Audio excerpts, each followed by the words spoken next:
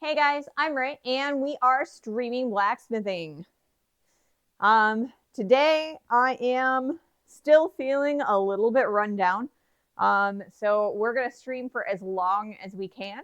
But if after an hour, I'm still not feeling chipper again, because sometimes when I start streaming, I get like an adrenaline rush and I start feeling a lot better. If that does not occur, I'll probably end the stream in about an hour, just so that I can keep on resting if I need it. Hopefully, I get that adrenaline rush and we can stream for our normal 2.5 hours. But I'm here and ready to smith. First things first, I'm going to start the forge. And then after that, I've got a few housekeeping things to talk about. And hopefully we can get started forging. All righty.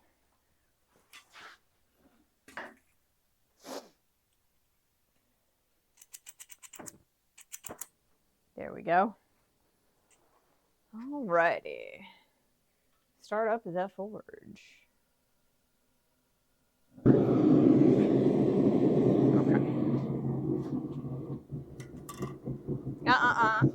We're not doing this today.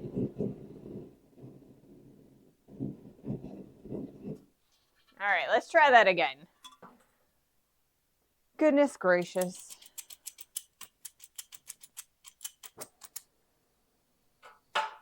I got no clue why we decided to be puffy today.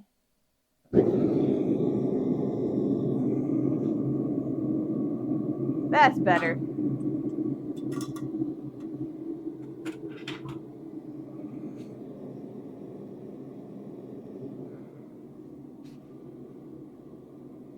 Afternoon, Corwin. Unfortunately, I'm still feeling a little bit run down. So we might end up doing a shorter stream depending on how I'm feeling. But I really didn't want to miss another stream. So hopefully I get that adrenaline rush and I feel better. A lot of times I'll come out here and I'll feel a little bit tired, a little bit out of breath. And as I get going, I get adrenaline spiking and I feel a lot better. So I'm hoping, fingers crossed, that's what happens today. If not, I'll probably end the stream about an hour in. I'm just feeling really out of breath for no reason. And it might just be because the weather has been like really fluctuating, and weather has a lot to do with my breathing and like the problems that I have. So hopefully, everything works out and we're able to get a full stream in. Thank you so much, Mahalo, for that resubscription. It looks like we've been subscribed for 10 months. Nice. That is so amazing. Thank you so much for that support. You got this right. Thanks, Corwin. Okay, so I have a brand new propane tank today. And there is actually a sponsor for this propane tank, but I don't have the board up today because I'll probably take a seat to preserve my stamina a little bit today. But today's propane sponsor is the community. The Twitch community has gifted subs, they have subscribed, they have watched enough ads that you guys were able to sponsor an entire propane tank. So thank you guys so much. It is incredibly important to me, to thank you guys for all of your viewership and your support. So thank you guys so much for all of your continued support. We are in the middle of an ad and my thank you got cut off by that ad. So hopefully, once the ad is over, I should be able to, finish my ad. Or I guess my thank you. Goodness. Like I said, I'm a little bit out of breath. And So it tends to affect my brain just a little bit. So as I'm talking, I might lose track of my thoughts. I should be fine later on, hopefully.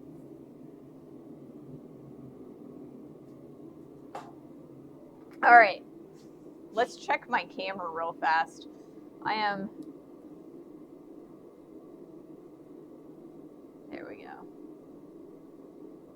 I turned on the close-up cam, but I didn't really focus it. So let's make sure that that's nice and focused.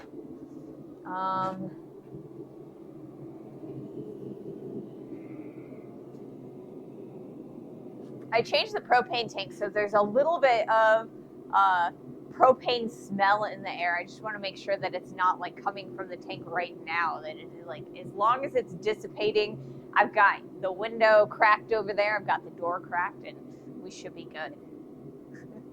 Evening sandwich. So yes, today's propane tank is sponsored by the community at large. All of your gifts, your subscriptions, and your ad viewership has brought enough funding to support an entire propane tank.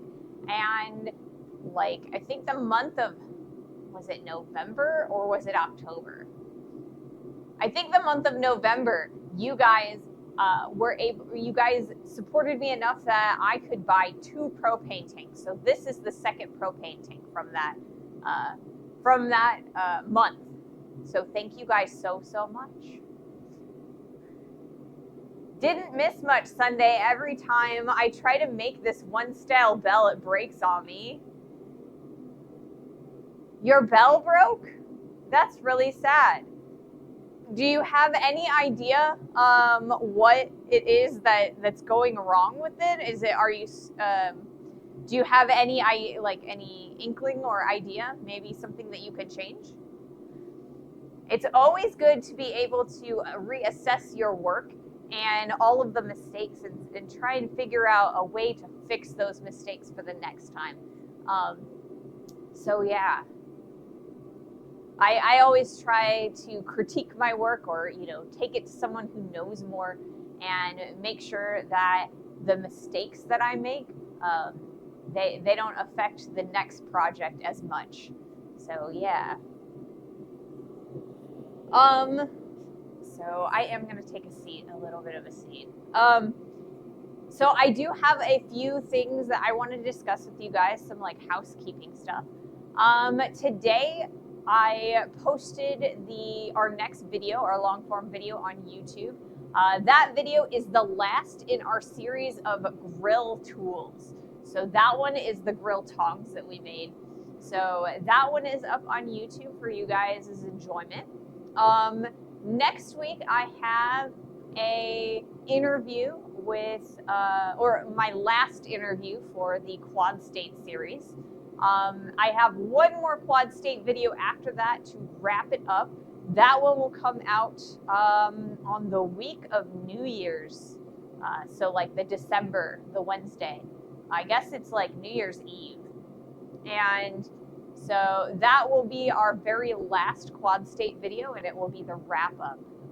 The week of Christmas, on Christmas Eve, we will be posting the bell video. And I've almost got that one finished. I have a few things left to do.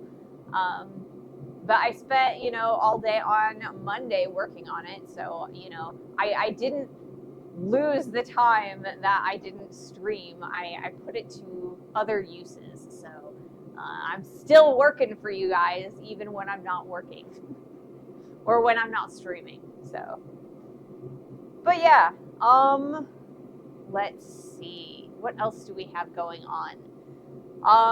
I believe that the first video of the new year is going to be our axe video. I just bought a new handle for our axe, so I hope that you guys think that it's kind of cool.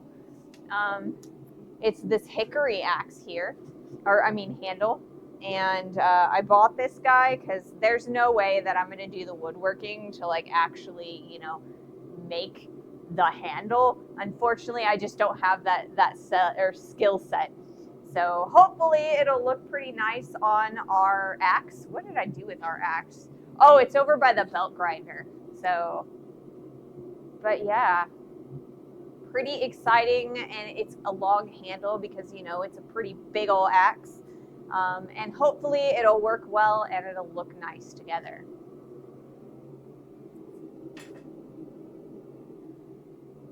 So,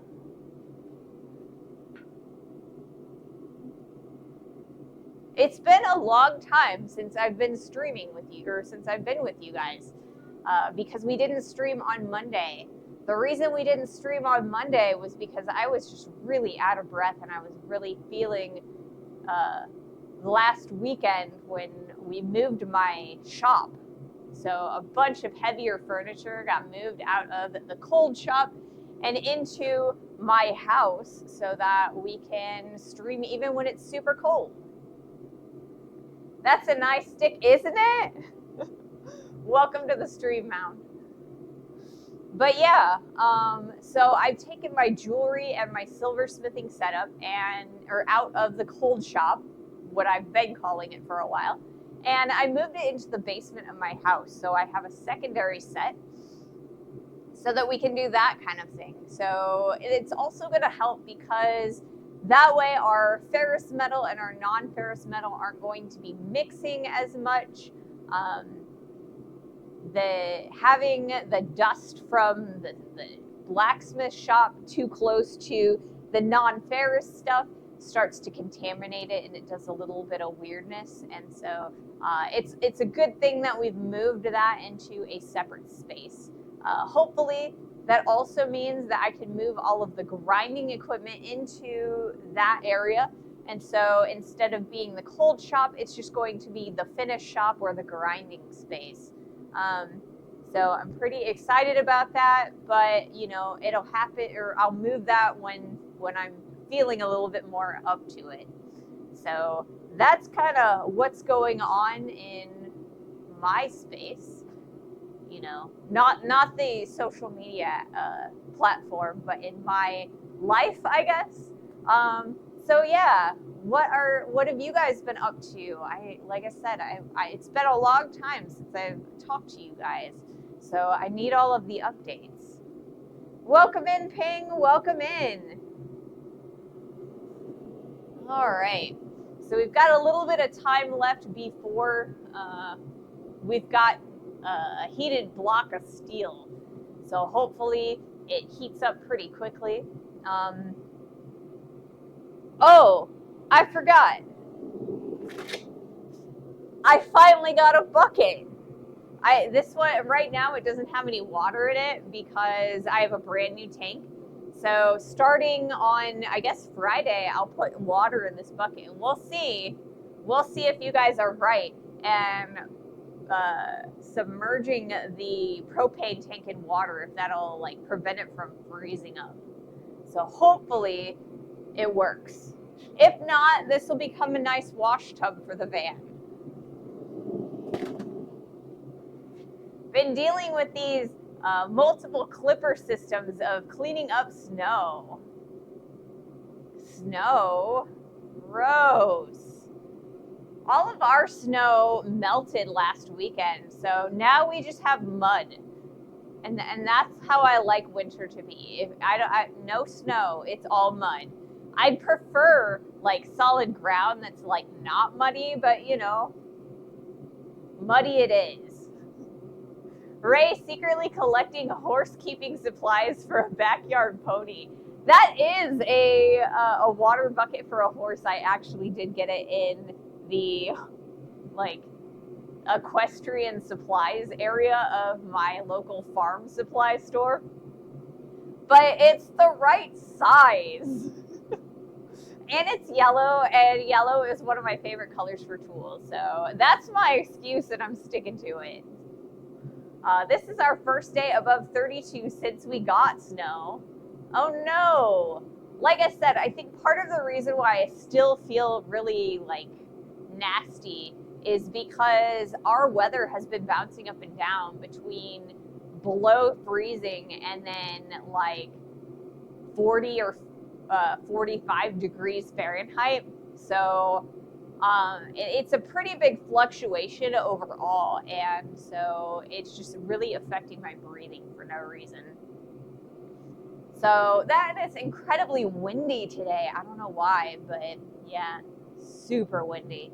So I don't know if it's like blowing some kind of weird allergen or what's going on, but hopefully I'll start to feel better once we get to forging.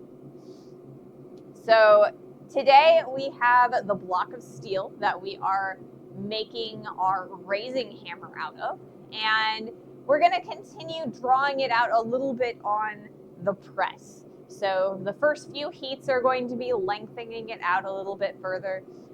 Once that's done, and this is the hard part, right? This is the part that I'm not sure if I can manage it, is we are going to be hand punching the eye for this hammer, because the last time we made a hammer, I used the punch under the press, and it did not work out well for us. We didn't get a really straight hole, and the handle on the punch cracked a little bit. So I really want to do it by hand this time. And I think that because it's such a small hammer, I don't think it'll take us that long. So hopefully it'll work for us, and we can get that hole punched in. The goal was to do it to start that on Monday, and so therefore our goal is to start that today. So we'll see how far we make it, and hopefully we make the whole stream. So it'd be really nice to get a good chunk of that punch done today. Alrighty.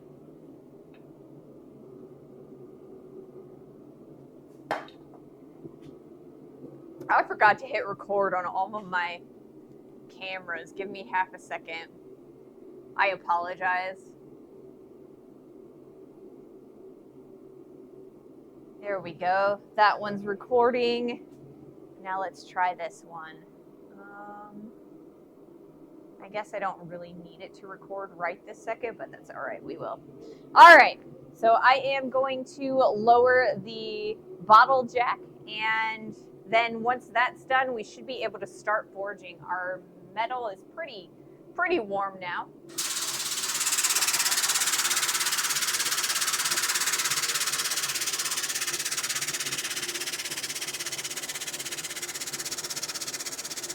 Ooh, it's nice and warm over here.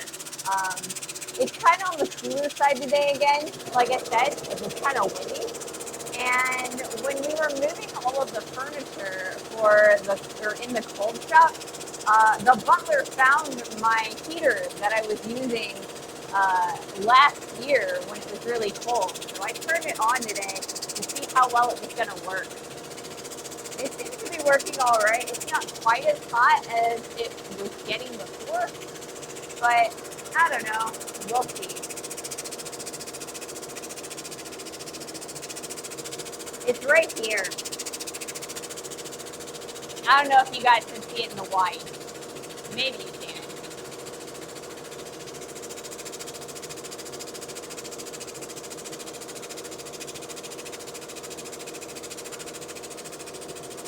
So when I started setting up the equipment for the stream today,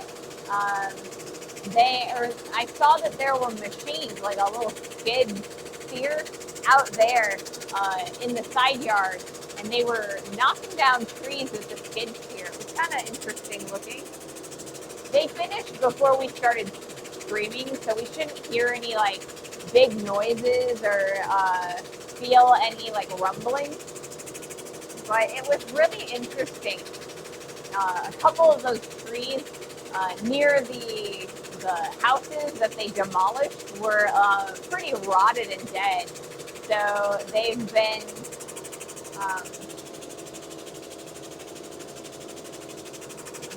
they took them out with a skid steer.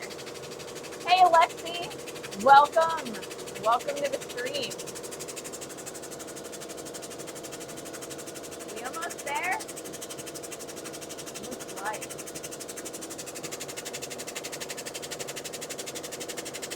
Extra slow today. So that's all right. Once it gets warmed up, the hydraulic fluid in there, it should work a little faster. All right. I'm going to wait for the air compressor to finish re-upping the air, or I guess recompressing the air, and then we will start our first heat of the day.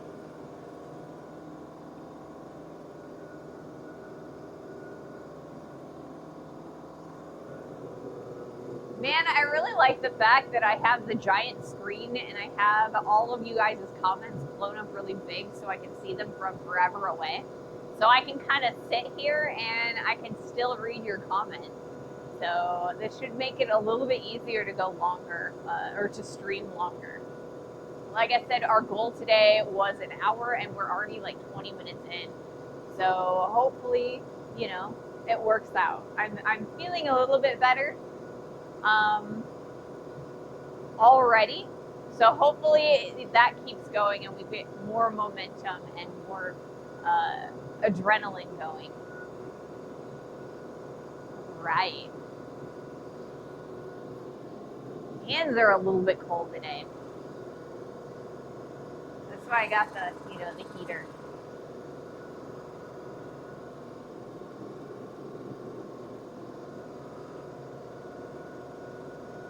So in the new shop, the jewelry smithing, or I guess silversmithing shop, we had to move an entire like shelf of just random storage, and it was a giant wooden shelf with a whole bunch of camping equipment on it, and it was interesting to find a whole bunch of stuff that we forgot that we had. So there are several of the pieces I think will work really well for use in the van. So I'm pretty excited about that. And I was able to go through some of my old projects and kind of like review what they look like and stuff. So because I put them on the shelf behind the bench so that, you know, I have some sort of a background, kind of like our project wall. So I'm hoping to kind of expand the project wall down there as well. So we'll do, you know, put projects that we made in the silversmithing shop on the project shelf, I guess, down there. And then we'll put our blacksmithing projects here on the blacksmith wall. All right, let's try our first heat, see how this goes. All right.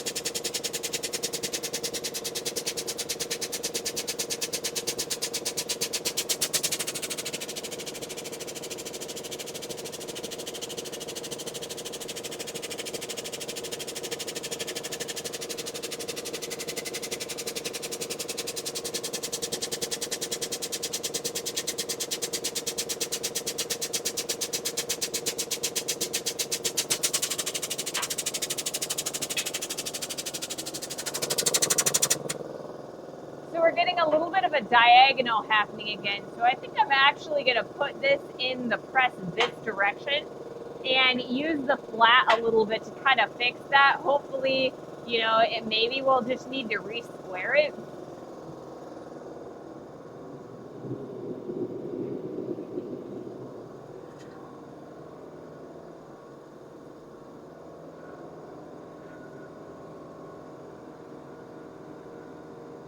Lexi has a 5-stream streak. That's awesome.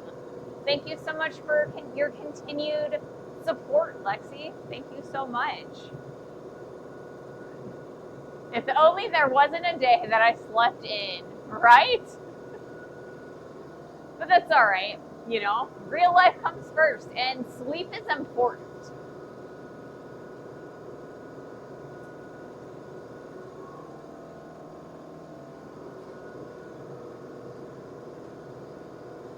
So I'm pretty excited about this hammer. I think it's going to turn into something really pretty that I can be really proud of. I'm hoping that I can fix this diagonal pretty quickly and continue working. Even if I have to squish and turn the square profile by 45 degrees and re-square from those corners. I think that's going to be an all right mode if I have to do that. Because like I said, I really want right angles. And starting from right angles is going to make things so much easier. So hopefully it works out for me. I don't want to have to grind the flats back to 90 if I can manage it, because I think that would take, not only is that going to take a lot of effort, that is also going to reduce our material by quite a bit. So I'm hoping that I can fix those 90s.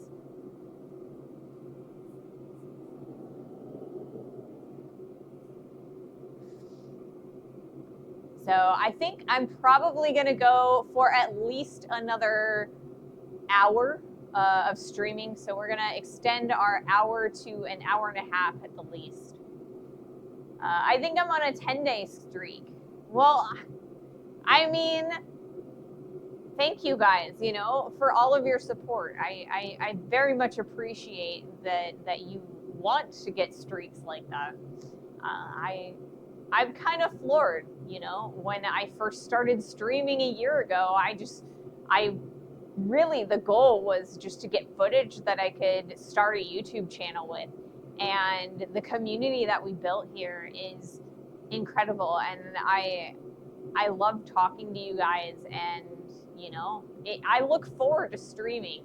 On Monday, when I wasn't able to stream, it was really sad. You know, I didn't want to cancel, and so that's why I'm out here today, because I definitely did not want to cancel stream 2 days in a row. So thank you so much for your continued support. I will try to, you know, not talk about how I'm feeling as much for a little while at least, so that I'm not like a broken record. But yeah.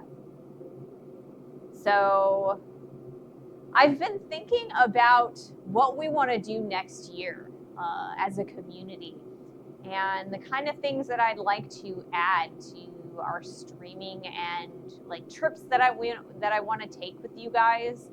And so there's a couple places that I have been trying to get a hold of and see if we can't get some tours.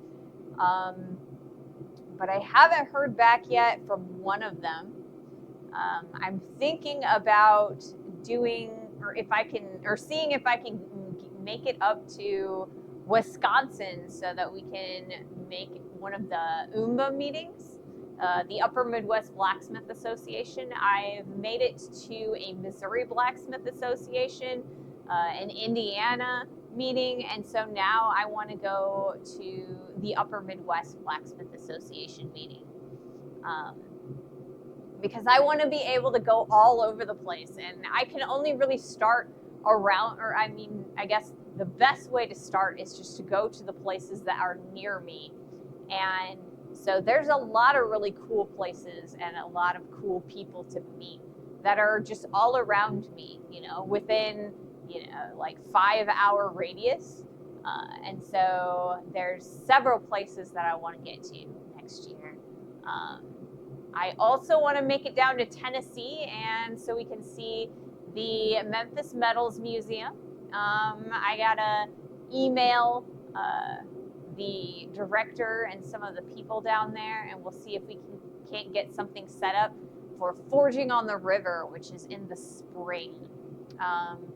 And then I also want to get down to Carbondale, Illinois.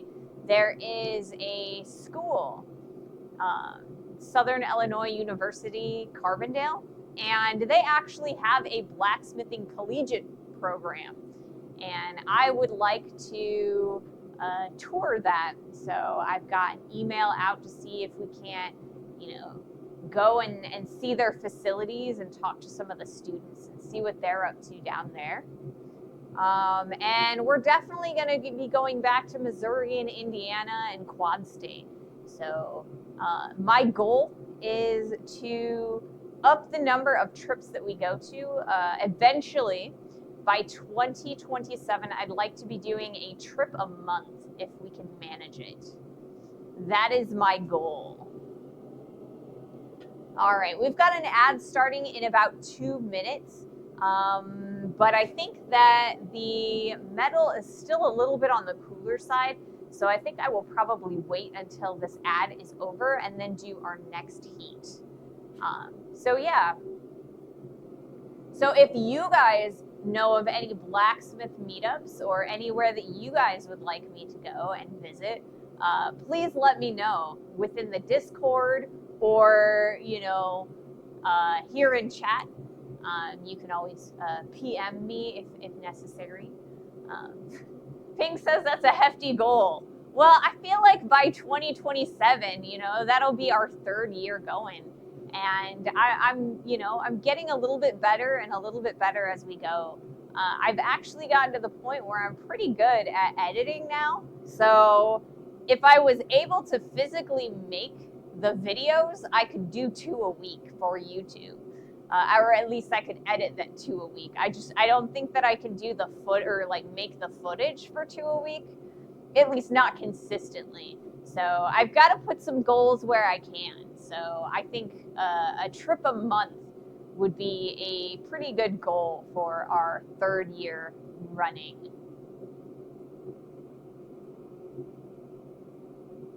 So I also want this channel on both Twitch and YouTube and TikTok to be a resource for blacksmiths all across the country and all across the world, I want to start a community and bring people together. So that is my major goal, get new people into blacksmithing and, bring people together in a big community, because Lord knows we need community these days, So, all right, our ad is done. So we are, wait, no, not our ad is done. The countdown to when the ad is going to start is done.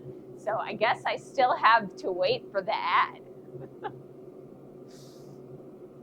Man, I got to tell you guys, I always eat at about noon my time. And so I went and I made a peanut butter sandwich and got some chips and, some other things to eat for lunch. And when I finished, it was about like 12:30. And so I was like, oh, well, I'll just grab some socks and put up my hair and, do a couple things. And I ended up just going in machine mode almost. And I set up the entire thing and I was ready to start streaming by 1 o'clock my time. And I'm just like, wait, I have a half an hour to kill. What am I going to do for a half an hour? Hey, Dr. Optimal. Hello. How's the steel smacking? Hope you didn't get all the snow we got. Yeah, we haven't gotten all that much snow. Like I said, our temperature's been going up and down and up and down. So we have a bunch of mud, but no snow, because all of our snow melted off over the weekend. So yeah, ads, all the ads. But yeah.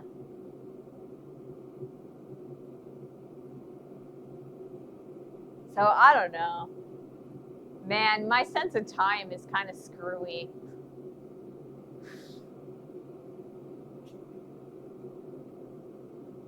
All right, so once this ad is over, we will start the next heat. And like I said, I think we're gonna re-square our piece starting from the corners. And this is gonna help us because we've got such an angle right now that it's gonna be really difficult to correct it. So by starting to re-square it, we should be able to get some nice right angles. All right. So yeah, the temperature's been bouncing up and down a lot. So no, we don't have any snow. Our snow melted off over the weekend, and we've had a few days where it's just been, one day it's been in the 40s and one day it's been in the 30s, and all those are Fahrenheit temperatures. But yeah, so it's doing a number on my lungs. But yeah, all right, let's do another heat. We are going to re-square this guy. Don't let me forget.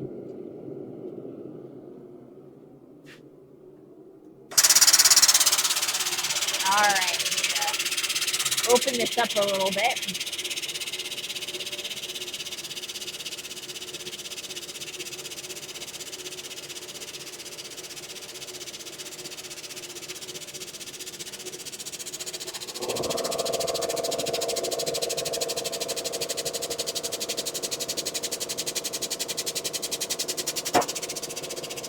I can feel it starting to turn on me.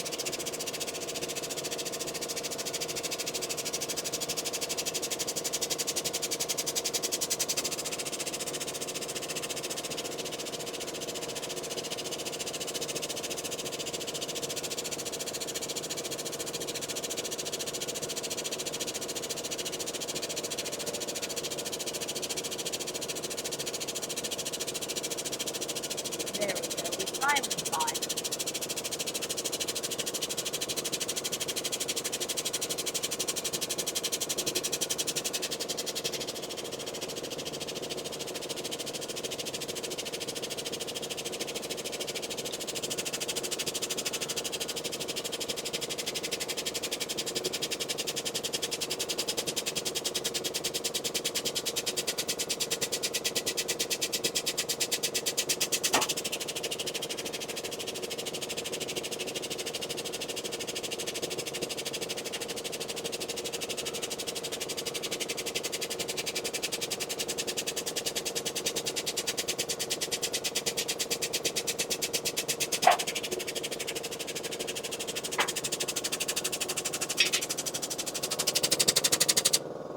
All right. I think that'll be all right. We're going to turn this direction. You can kind of see that our profile is changing. So we're going to turn it this direction and start working on that side just to make sure that we're getting as much movement on both sides so that we can get a nice, proper re-square.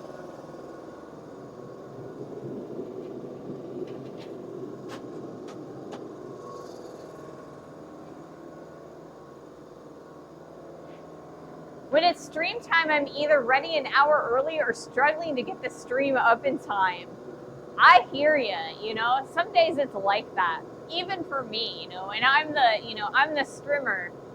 I sometimes I just have this like lack of motivation, or sometimes I lose track of time. But I mean, for you, it's like you're waking up at like 4 o'clock in the morning. So I could not do that. I'm one of those people that likes to sleep in for as long as possible.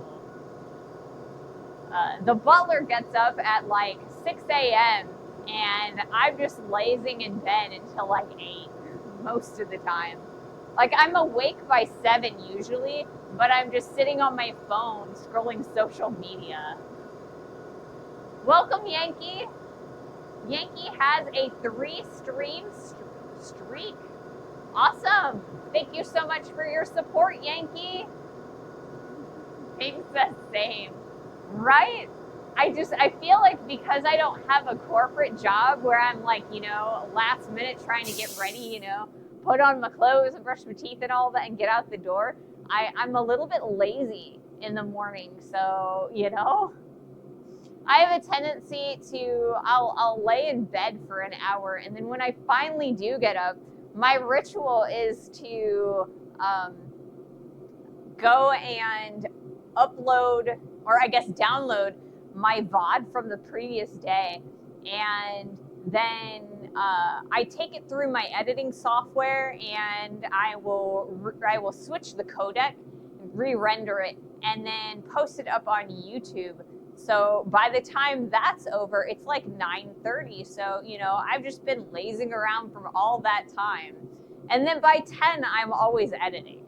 But, for those first few hours, I'm just like laying around watching random videos, drinking Mountain Dew because I don't drink coffee. And that's kind of my day, But I mean, then I'm out here and I stream at, 2:30 Eastern, and, so that's when I get my action, That's when I get my action. I'm going to change the angle on this camera just so that I've got some variety. We're also at the 30-minute mark on that one.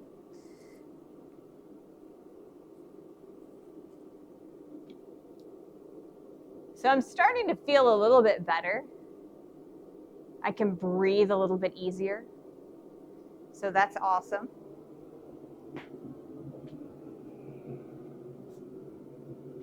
I'm a little less worried. So I think we're going to probably do a little bit longer than my initial hour goal. Fingers crossed I won't have to end the stream early, but I will definitely be ending it at 2:30 just so I can get a little bit of rest and not have to borrow too many of tomorrow's spoons. I get up at 5 so that I'm ready to get stuff done by sunrise at 6:30. By 10:30 a.m., it's too hot to do stuff outside. We're pushing 40 every day till the daily rains come through. Ooh. Yeah. I mean, summertime, Because I mean, you're in the summertime. We're here in like the winter in the northern hemisphere, but you're in the southern hemisphere. So I bet it's pretty hot there, And most of Australia, isn't most of Australia like a desert? And it looked like you were kind of in a deserty area. So I don't blame you, Take a siesta halfway through your day, Get all your stuff done in the morning and then kind of in the evening.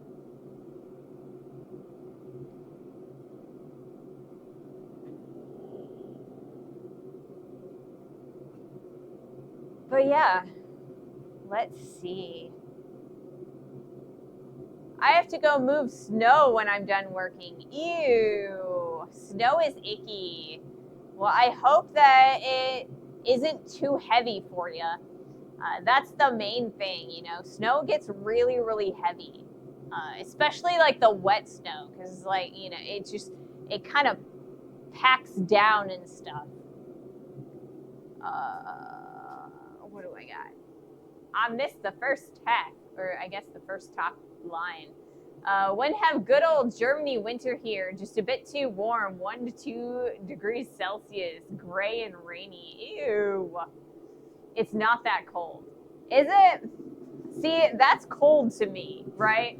Anything below like 60 outside and I start getting really cold, I start living in sweatshirts. So, but I mean, I'm used to warmth, I guess, and I'm small. I don't have a lot of meat on me to insulate.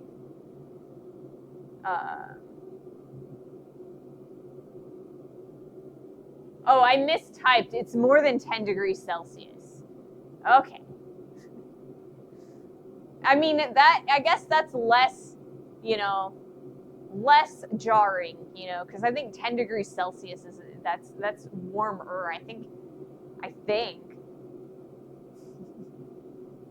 Should be in the single digits in December. It definitely should be. Like, it's odd to me that it's been so warm for so long. It's like we got our first freeze at the very end of November, and normally we have, or it's a lot colder than that all throughout November. So it's just been so warm this year. And I heard that it's supposed to be like super, super cold most of the years, or I mean, most of the winter. So I don't know what's going on, you know? I'm in the tropics, closer to the equator than Mexico City. And yes, most of Oz is uninhabitable, basically. Yeah. And no, Dr. Optimal, I don't want your snow. You can keep it. The weather is weird. It dropped to 22 in New Jersey this week. Ugh. Like I said, anything that is like lower than 60 Fahrenheit is like, I get cold. Super cold.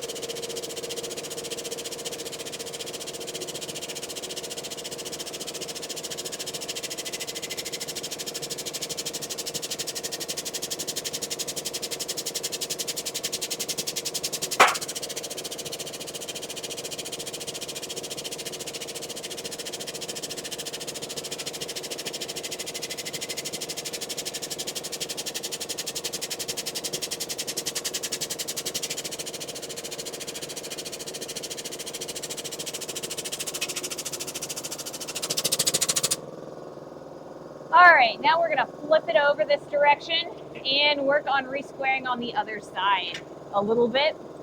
From there, we're gonna keep on keeping on, I think. We'll reassess after we're done with that part.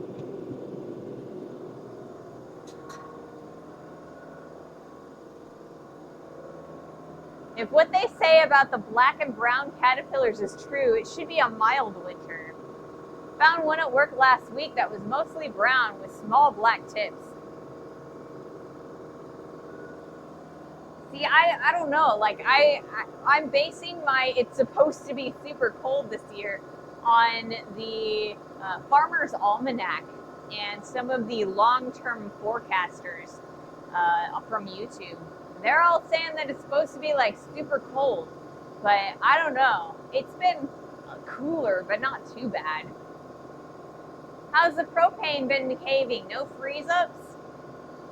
We are currently on a brand new tank, so we shouldn't get too many freeze ups. And look, guys, I bought like a water dish for horses, and I'm gonna put some water in here starting probably Friday.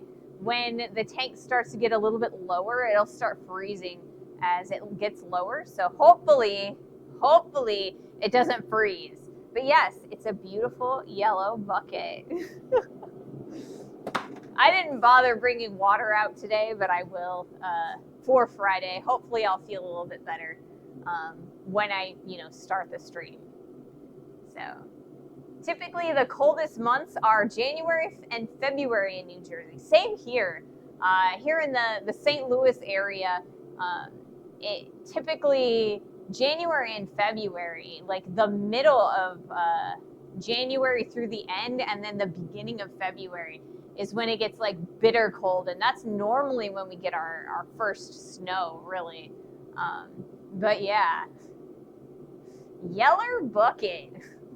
I was just going to suggest watering your tank. Yeah, like I said, I bought the bucket. I haven't put water in it yet, so technically I haven't done anything yet.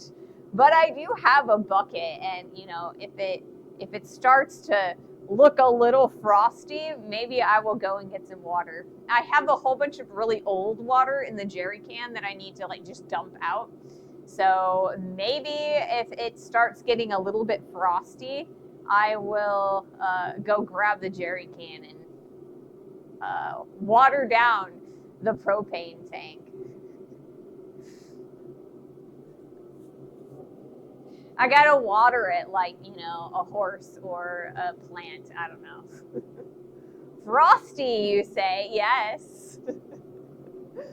Yes. I did mention you. Oh, goodness. It's good to be here.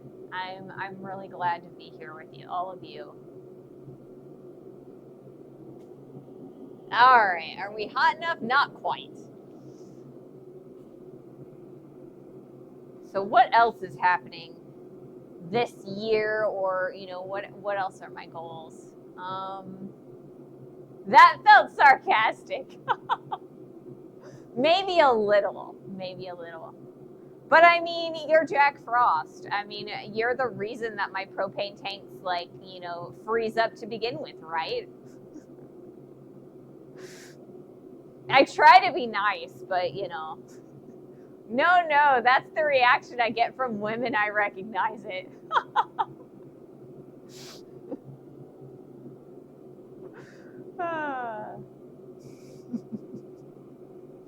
Yep. Living up to the username, right? Okay, let's do another heat. We've flipped this over and we're going to start working on the high corner right now. We are, like I said, we are re-cornering. That's not what I'm trying to do. I am re-squaring our piece, or at least I'm trying to, or I'm trying to drop it, one of the two. Oh, you know what? Our piece is actually a little bit on the skinny side, and so these tongs are having some trouble.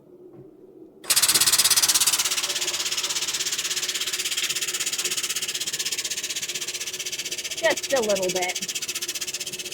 No, I don't want you to twist on me.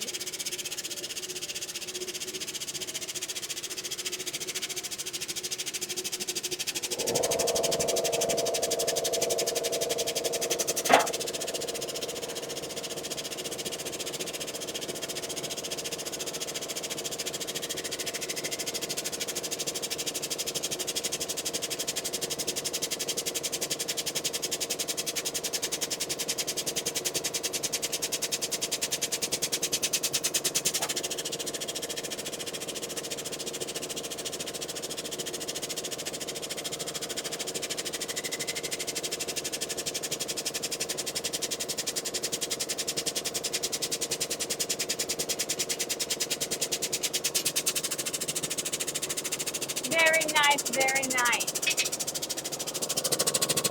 We are going to flip this direction just so that we can get an even heating. We've got that little bump up there. I want to take care of that and make sure that everything is nice and even. And as we will keep on keeping on. I think I'm going to change tongs though. We're getting much closer to where I want to be. Drop forged. Yes. Always drop forged. Hand forged and drop forged at the same time.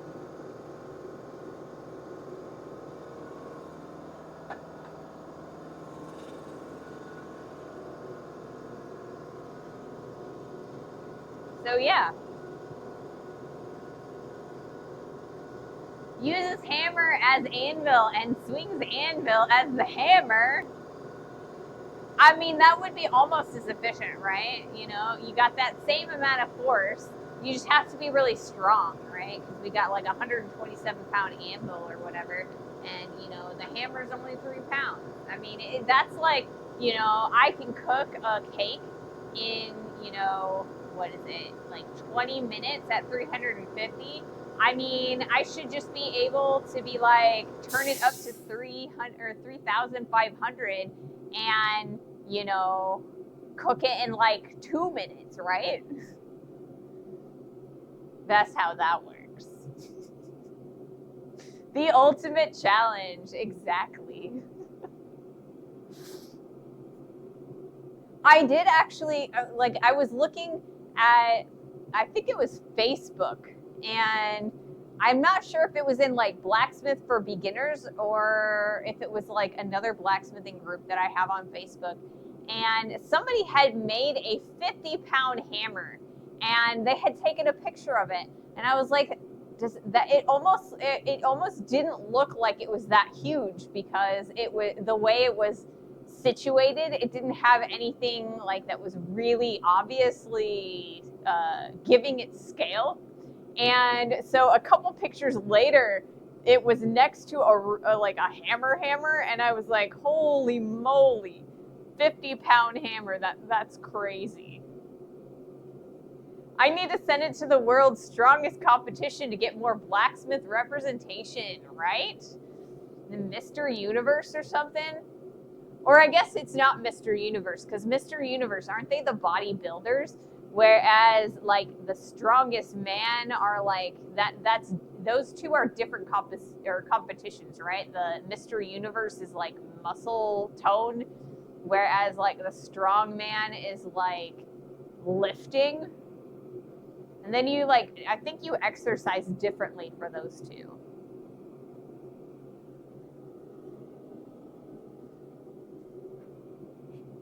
Mr. Universe is bodybuilding. World's strongest man is lifting. Yeah. Or like the contemporary strongmen. Yeah, I am pretty sure that's what what I remembered. And there was this lady who I worked with when I worked at the jewelry store, and she was a bodybuilder. And yeah, she had some muscles. So she'd compete in these contests and stuff, and it was crazy. And I mean, like, she was one of the salespeople on the floor, so like, the people that sell you the jewelry. Whereas I was back in the back, repairing things. So like, she was wearing all of the nice dresses and things, and she looked good.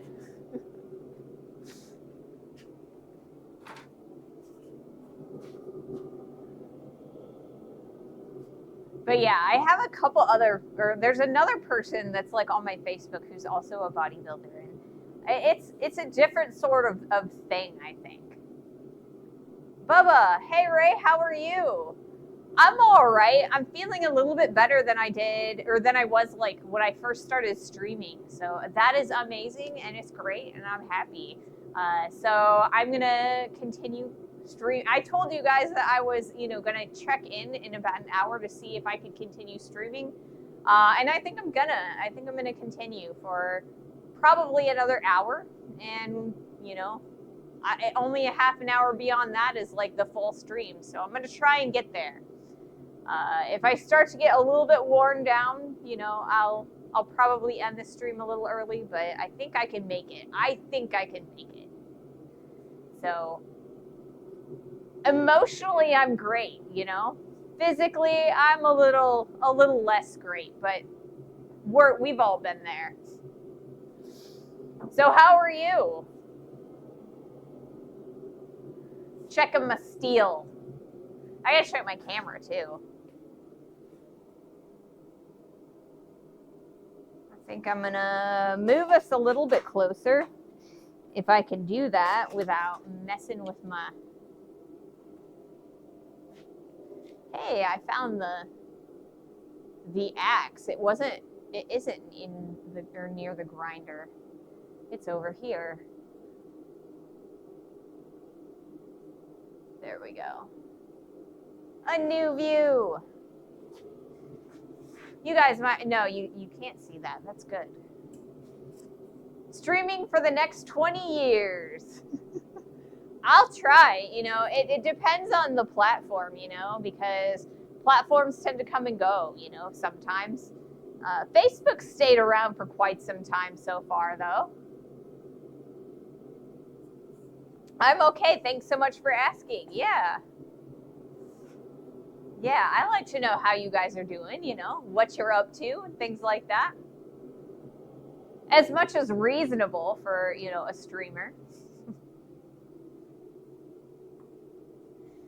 Well, an hour to get 2 heats is sort of a waste of heat, she says, somewhat selfishly. It kind of is. Didn't win during the day. Gonna make up for it at night. Yep. I mean, I haven't had too many heats yet, so it would be really nice to get a few more, you know?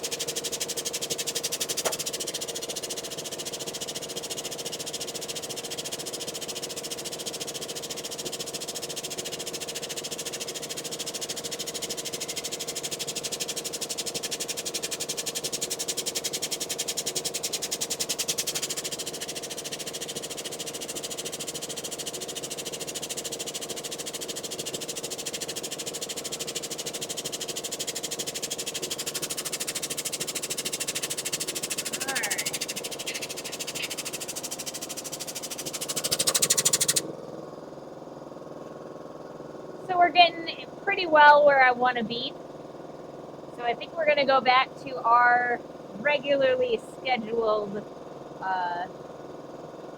you know, heats and get off the corners again. I think we've re-squared enough for the moment. Maybe. We'll see. You guys should know by now, though, that I'm a big jabberjaw. You know, I could get a lot more heats done if I didn't just, like, yammer all the time. But I like talking to you. Why stream if not to talk, you know? Have fun and occupy the time that I'm waiting. Didn't win during the... Oh, I think I already read that. Yep, I did.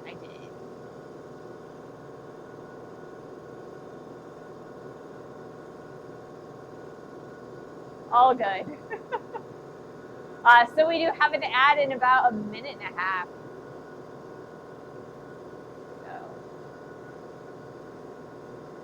So my partner and I, like the butler and I, we play a lot of MMOs and massive multiplayer online role-playing games. And are you a big fan of armor work? I do actually like armor work. It's one of my favorite things to do. That's kind of what our goal is for this last project and this project and our next project. We're actually going to be making a pauldron for the project after this one, and this is the hammer that I'm hoping that we're going to use while making that pauldron. I'm going to limit it to 4 pieces, so 1 cup and then up to 3 articulations, and I'm going to allow you guys to kind of pick the design that we go with. There's a great series on YouTube where Adam Savage goes into England and works with Terry English to make a suit of armor. A pauldron. It's like a shoulder armor, a piece of shoulder armor.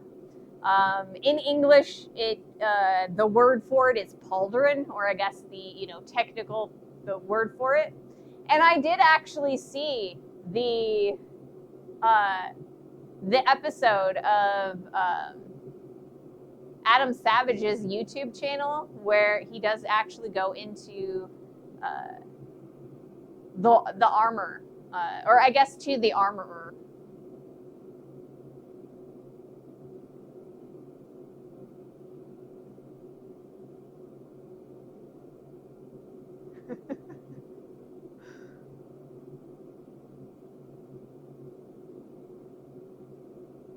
Well, I mean, if it is a French word, then English stole it, so pauldron. So we're in the middle of our ad break, so I'm going to try not to, talk too much about, the important things. Sorry, I got distracted by the UPS man who came out that side.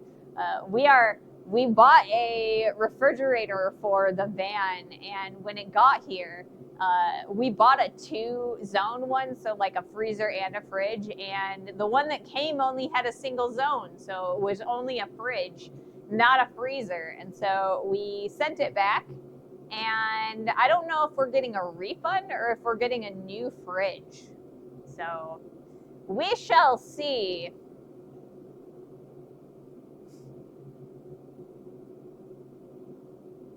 Oh, nice. Beverage storage. Yes, beverage storage. Maybe a car door lock actuator linked to a foot pedal might work for your jack valve. Sorry, but I just had the idea when watching you. So I did actually, I have thought about putting a foot pedal on the press before, but it takes a lot of effort to release the valve. So if I could, like, you know, weld this on here, but I would need like something up here that would have like a spring to push it up, and it'd have to be a pretty strong spring. So I haven't actually done anything about it because I just don't know a good method.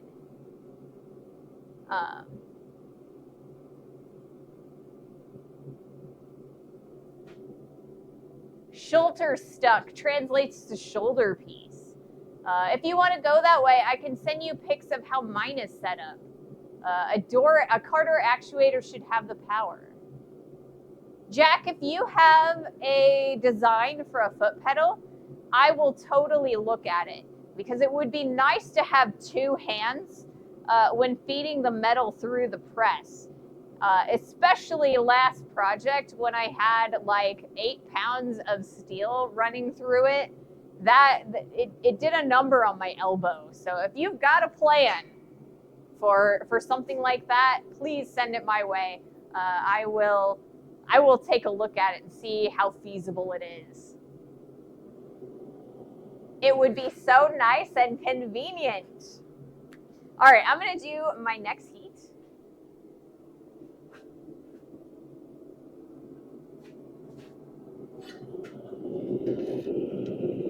I was just talking to the butler to see, because the last time we were talking about finding a way to do that, you know, I talked to the butler about it, and the butler didn't have any good ideas to make it work for us. But if you guys do,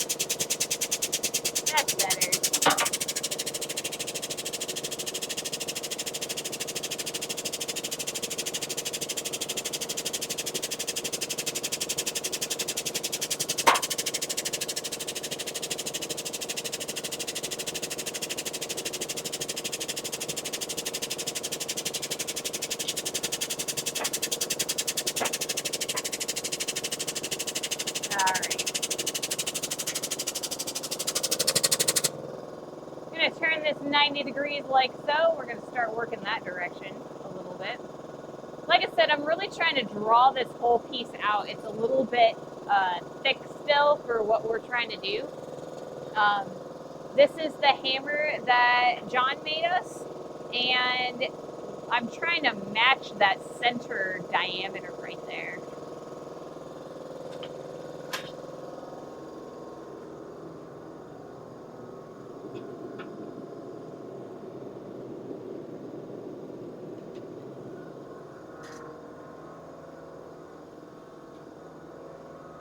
If somebody solves the mechanics and electronics or the electronics can be done, yes.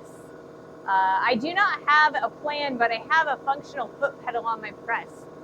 It's a full mechanical. Okay. I mean, if we can,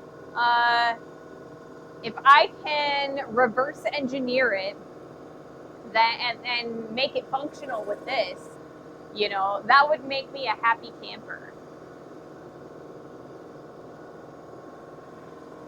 Now, eventually, I will be getting a new press, but that could be any number of years in the future or months in the future. It depends on, you know, how much we grow and how fast we grow, and you know, if I start taking commission work and things like that, there's a lot of factors there. Hit me up on Discord sometime. I'll go out and stream it. Okay, cool. I will. Probably not immediately after the stream, but I'll try to be relatively prompt about it, because if I'm not, I will forget completely. How soon that lotto ticket pays off? Yes. Gotta win that lottery, you know? That's kind of how YouTube works, right? You kind of win the lottery. That, or, you know, your viewers trickle in here and there. All good either way. Okay, cool. So, yeah, we've been growing slowly on both Twitch, or here on Twitch, as well as YouTube. So, I mean, the viewers and the subscribers are starting to trickle in, but I haven't quite won that, you know, viral jackpot yet. I'm still hoping, you know, fingers crossed that, you know, maybe my van video will make it big. I told you guys that the last video of the year is going to be my wrap up for Quad State. That's also going to be our big van video with the you know, how the van performed at Quad State. If I win, I'll send you a new press. Well, that's a very generous thought. I would appreciate that, you know. But I mean, it's your win, it's your money, right? You could get yourself a press, or, you know, a new house.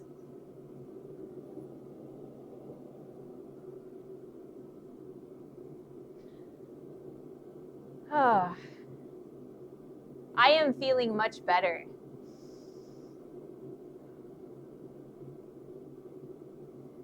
I feel like I can breathe again, and that makes me very happy. Before 2020, I guess I took breathing for granted, you know, just being able to inhale and exhale with like no issues, and, you know, without discomfort, you know, and, you know,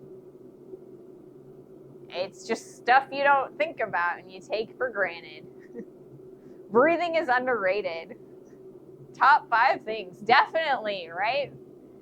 And I kind of feel like it's the tiniest bit ironic, because when I used to work at at a grocery store in the deli department, we had like a restaurant, and so what would happen is, like, customers would be like, "How are you doing?" And for whatever reason, I decided when I was like 18 years old that my catchphrase was going to be, "Every day I'm breathing is a good day, because consider the alternative." And you know what? I sure have been considering the alternative. Yes, cold air is bad for that, but, you know, I'm not in a position where I can move to a more tepid climate. So I just, you know, I deal with it how I can, you know. But I've finally gotten enough adrenaline going that I don't feel it as much anymore. There's not as much discomfort. So we will be able to get through the entire stream, and I will probably feel a lot better afterwards, you know. That's what blacksmithing does for me these days, you know. It's great therapy. All right, let's do another heat.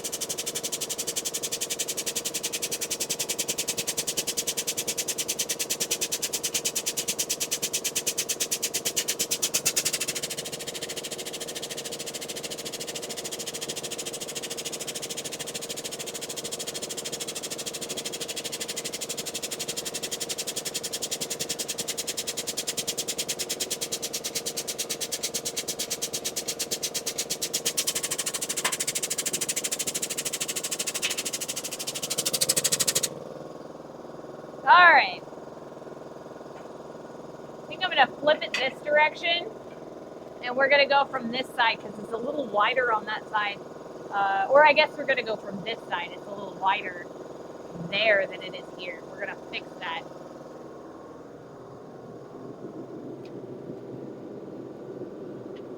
We're working on this re-square. It seems to be working.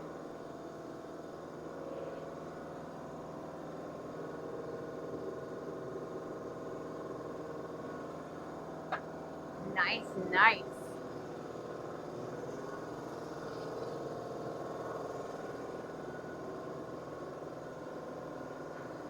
I think I can probably stand for the rest of the stream. I'm gonna try it. If I get a little tired, I will go back to sitting a bit. But yeah. So this weekend it's gonna be pretty busy. I'm gonna be making a whole bunch more jingle bells. We made the jingle bells together on I'm a pro, sitting ain't standing. That's true. So yeah, we made some jingle bells on Black Friday and the Monday after, and they didn't quite work out the way I wanted them to. They were all right, but they weren't quite as good as I wanted them to. And who was it? I left my phone up there. I can't remember who it was, but somebody took that design and made some more jingle bells on the Discord, and theirs were gorgeous. And what they did was they increased the thickness of the sheet.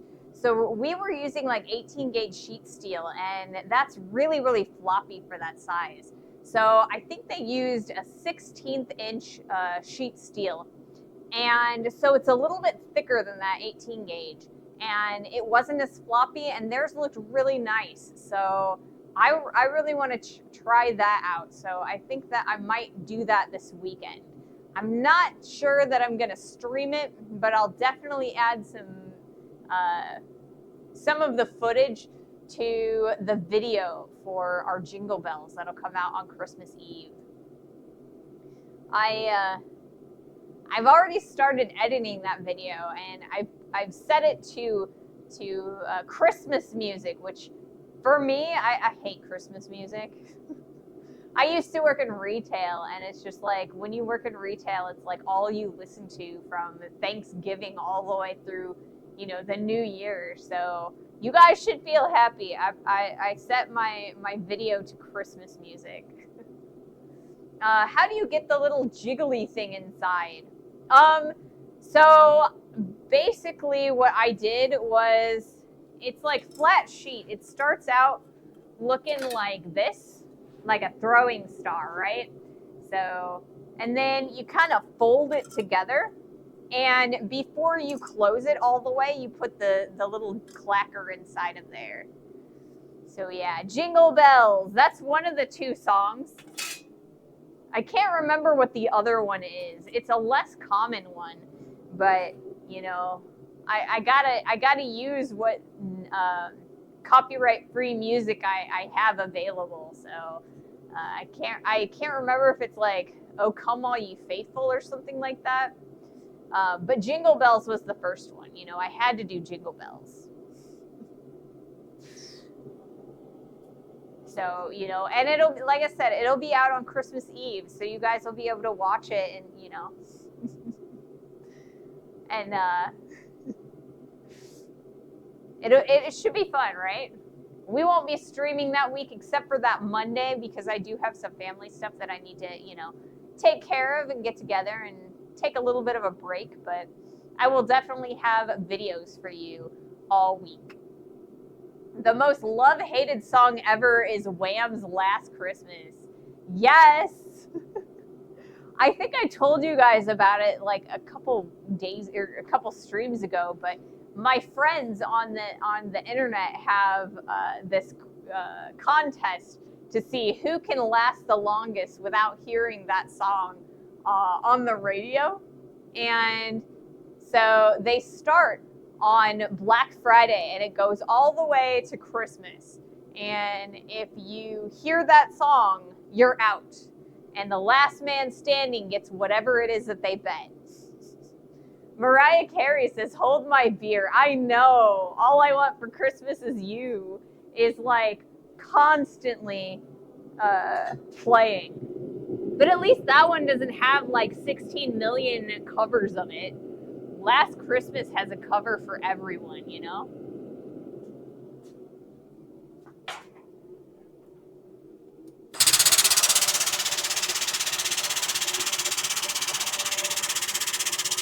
Oh, I think I wanted it this direction. Oh, I wanted both. So I don't know. We'll figure it out.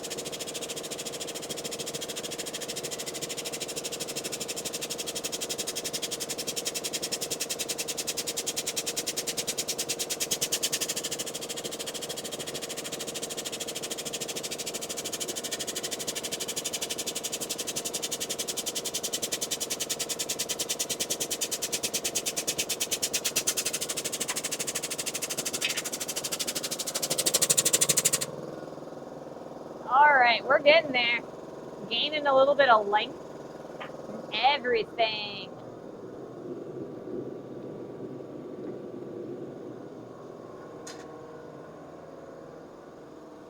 What's radio? Everyone has to try doing Christmas songs.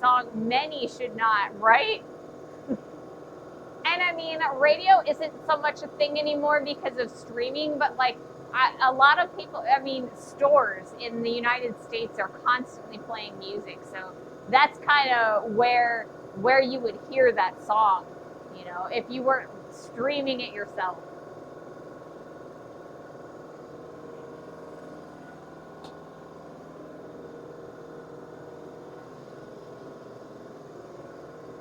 Yep. But yeah, I mean, back in MTV days, like the first song on MTV was Video Killed the Radio Star. Well, I kind of feel like streaming killed the radio. Or I guess streaming killed the video star too, really. This program transported by digital stream, which people my age still remember to have received with very distinct analog devices, or with a distinct analog device. Right? I used to be like really into the radio when I was when I was a kid.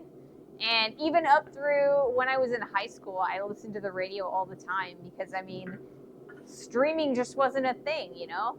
If you wanted to listen to music, you kind of had to either record it off of, you know, the radio, or like buy the tapes or CDs, you know? I guess CDs were kind of later on when I was in high school, but like tapes. I listened to tapes quite a bit on a Walkman. Napster. I remember Napster. I had Napster, but I didn't have Napster until after they went legit. It was actually like you would pay, when I got it, you'd pay, and then you'd be able to stream whatever music you want, kind of like Spotify. But I kind of got rid of that when Pandora became a thing, you know, because it's free to listen to your stuff on Pandora. I still listen to Pandora, but it's not the same as it used to be. Radio is still kicking here. They postponed turning off analog FM broadcasts again and again. AM has been turned off long ago, though. See, we still have analog radio, and I think that we'll never get rid of it, to be honest. There are people all over the country who listen to analog radio because, I mean, there are places in the United States that have internet drought, or I guess internet deserts. So like there are a lot of rural areas that you can't get internet except through like satellite services. So yeah, EU is trying to push it. They want to free the frequencies. I mean, radio does use a lot of frequencies. You know, it would be nice to have emergency or more access to emergency frequencies and things like that. I got banned from Napster when Metallica sued them. Reinstalled Windows again and it was good. Well, I mean, that probably like reset your IP address, you know? I don't listen to the radio anymore, only stream. See, like I said, I still listen to Pandora Radio. So like that's the online radio station. And I can just select what genre of music I want, or, you know, seed in a specific artist. Or I watch music videos on YouTube. So, you know, I'll just pick like, I want to listen to the entirety of Taylor Swift's album, you know, Tortured Poets Department. And I'll just start the first video and it'll just go through them all. Wait, you're younger than me, and CDs are from the 80s. So I got my first CD player in the early 90s.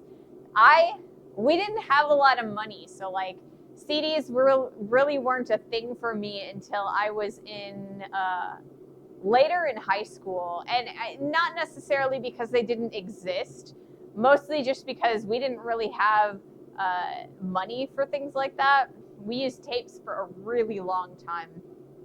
But I mean, we were also really late adopters to like cable and the internet in general. I use YouTube Premium these days. Ooh, YouTube Premium. It's something that I might look into at some point, at the same time that I'm looking at, you know, Twitch Turbo and Discord and stuff.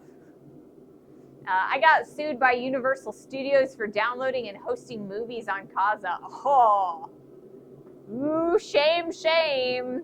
Didn't listen to those like little screens where, you know, the FBI warnings. I probably downloaded movies from you back in the day. Yep.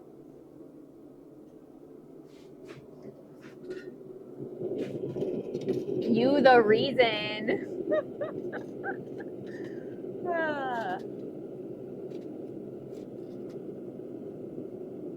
All right, what direction do I want this to go in? I want to flip this over and go at it from this direction. I think. Yeah, I do.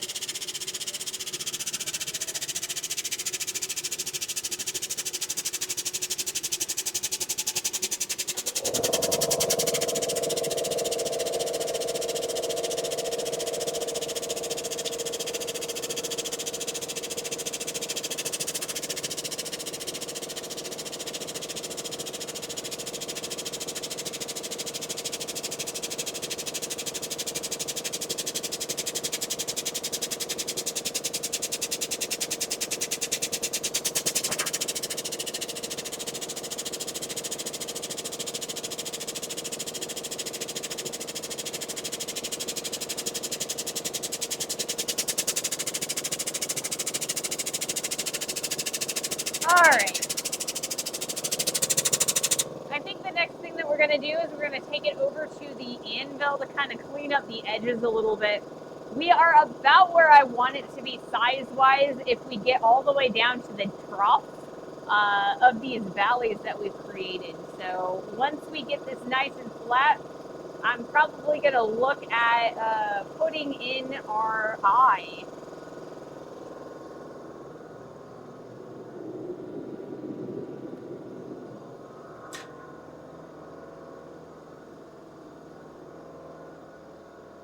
I got an ad warning covering all you guys' chat. I hate when it does that. I was one of the lucky 6,000 they went after. Ugh. I remember it taking days to get a movie downloaded, right? I got out of file sharing in time before being sued, but yes, there were different times in the early 2000s. I am the generation which grew up to have more flexible relationship with copyright. See, I never really was a pirate when it came to like most movies and like music and things. I didn't really torrent a lot. Now, what I did do, I will admit that I got really into anime when it was first starting to come out and to come to the US. But I wasn't really into like the ones that were already like dubbed for US distribution. So I would do the pirating thing for animes that weren't available in the United States. But the second they became available in the United States, I switched to the legit versions of them because I feel guilty. So, of course we had a PC running 24/7 on email. So yeah, I've always been on the legit side of media consumption. And I mean, I will admit part of that too is that like the butler is part of the media conglomerate, like, the man. So, I try to respect the corporations, at least somewhat in that aspect. More the artists and the creators than the corporations themselves, but but that's me, you know.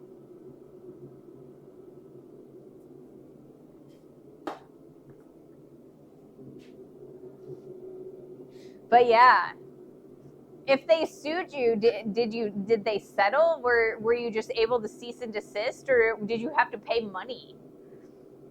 I plead the fifth. Yeah, like I said, the only reason that I would pirate anything at all is because it just wasn't available in region 1, which is the United States. So like I would watch all of the fan subs of like the different animes that weren't available in the US. So I watched several of them that way. Which ones? I watched Black Lagoon. I think I watched Evangelion that way. A few others. I can't even remember all of them.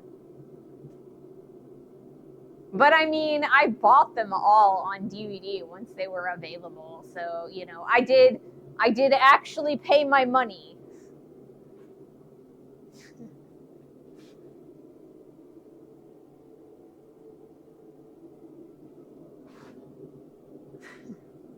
I progressed from Kaza to LimeWare to Shariza, and then Torrent Damage was the last one before it was just easier to order the DVD through the mail via Netflix.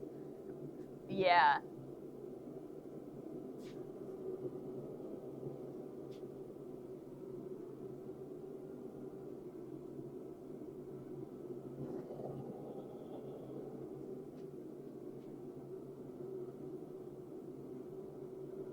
Yep. Streaming really did kill pirating for a while anyway. It's like you pay for one DVD a month and then you can watch whatever you want.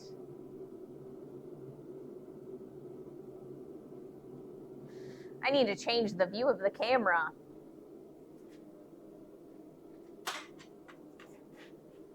Since we're changing what we're going to be doing.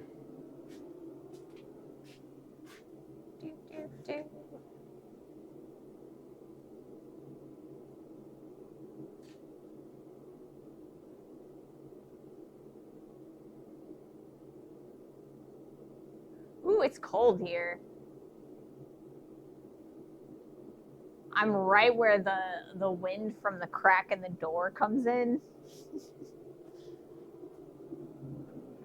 Super windy today. I actually collect VHSs and DVDs. People collect, that people collect records. I mean, that's legit too, you know? And now the combined cost of streaming services is more than cable used to be. I know, right?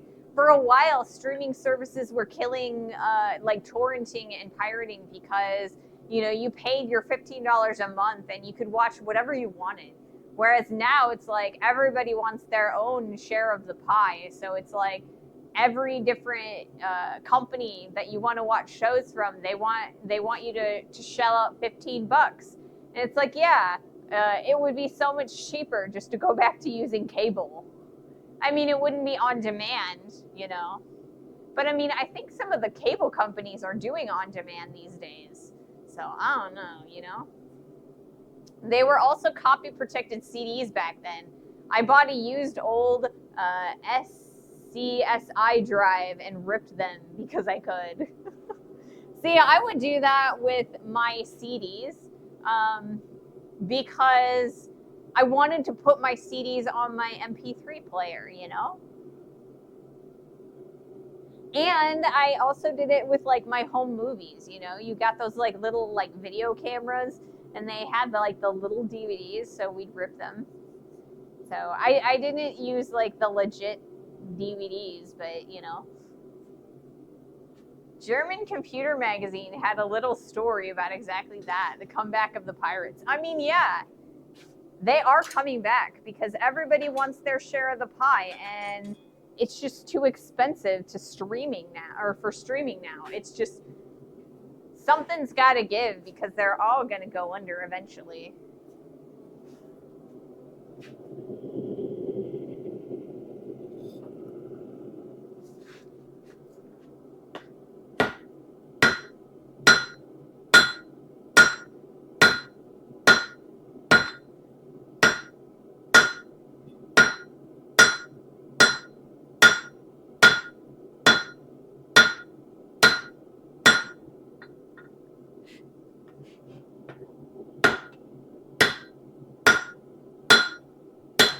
Whoopsie.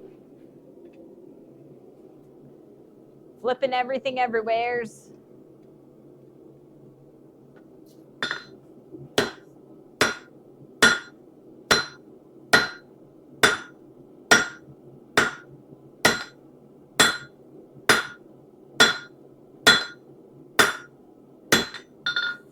Alrighty, I'm gonna flip this around, kind of even out the other side as well.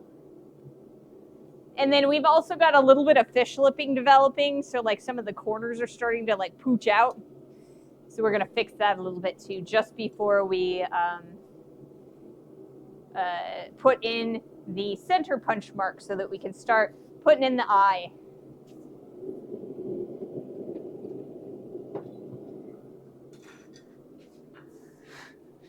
Arr, ahoy, Smithy!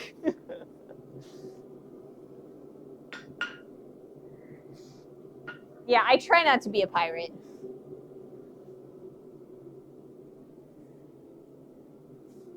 Like I said, I try really hard to give the creators their due, because artists are not valued enough, you know? Especially with AI, you know? There are so many amazing things that could be done with AI, and instead we're trying to replace artists.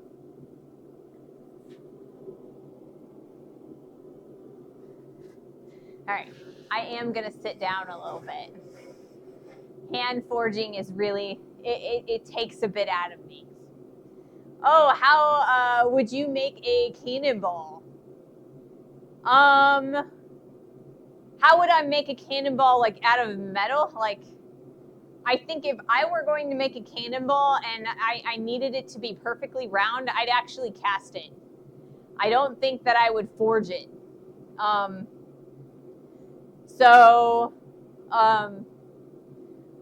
I also have a background in, like, oftentimes I always tell you guys, I have a background in silversmithing, as well as casting and jewelry as well.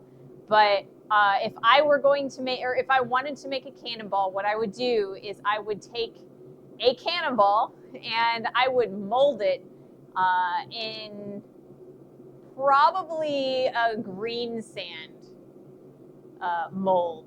And what green sand is it is oil, sand, and a little bit of vermiculite and sprinkled in there. And the oil will kind of hold the sand and the vermiculite together.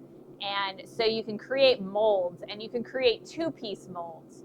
So if I were trying to make a cannonball, that's probably how I would do it. And I would need a cupola, which is a special furnace that is specifically designed for a continual pour of molten metal, and I would use iron.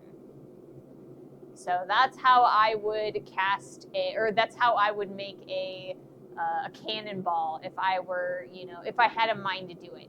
Now, the use of a cupola requires at the bare minimum 6 people, because you need 2 people to be charging the cupola with more steel, and you need 2 pour teams, because like I said, it is a constant flow of molten metal comes out the bottom once you tap it. Back then was a matter of principle for me. Copy protection measures tried to deliberately prevent me from doing something with my PC, which I should technically be possible. I mean, there is that, There is that. But yeah, so as far as like iron pours, the Metals Museum in Memphis, Tennessee does 2 metal pours every year. One is during, sometimes they do more than 2, but there are 2 that always happen. So they have a week-long casting like workshop, and they do an iron pour for that. And then they also do an iron pour for repair days. So one in the spring and one in the fall. So if they do one for forging on the river, which sometimes they do, I will definitely show you guys. Oh, John works in a foundry. That is awesome. The butler's stepdad actually works in you're right, it's bentonite, not vermiculite, that I was working with. I don't know why I got those 2 mixed up.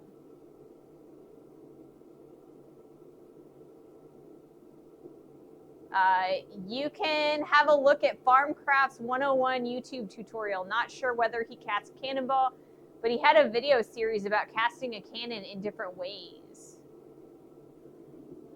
Yeah, you're right. I mixed it up. It's been a few years since I've used green sand. So, because normally I just use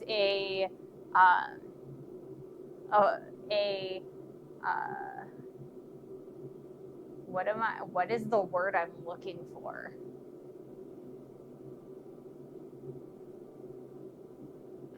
Plaster. I use molding plaster or flasks.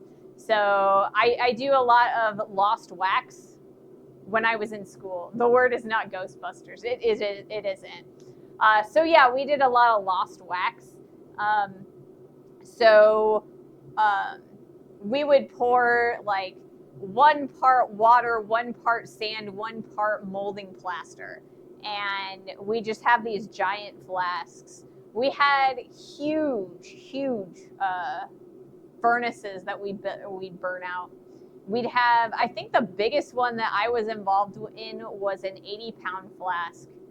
I got to use the crane. It was fun. But yeah, I only do like a little bit of green sand, and I never had to make my own green sand. So yeah, that you're right and I'm wrong. All right, I'm gonna do another heat.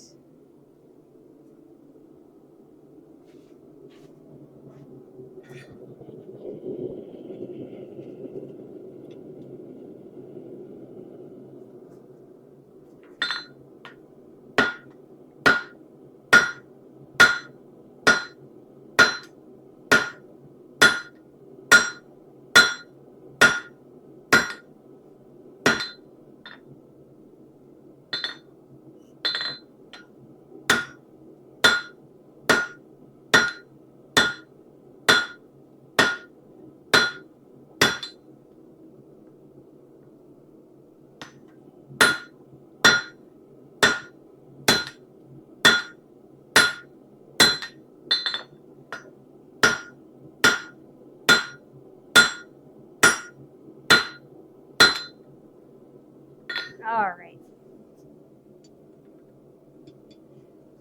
We are almost there. I want to thin out this side, like we've got about a halfway mark there. I want to thin this out just a hair, and then we'll be ready to go on that side as well.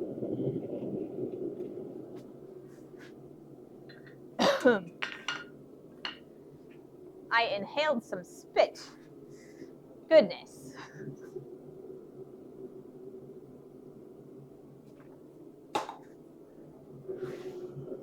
So yeah, I think the last time I used green sand was when I was working in glass. We did open face molds with glass.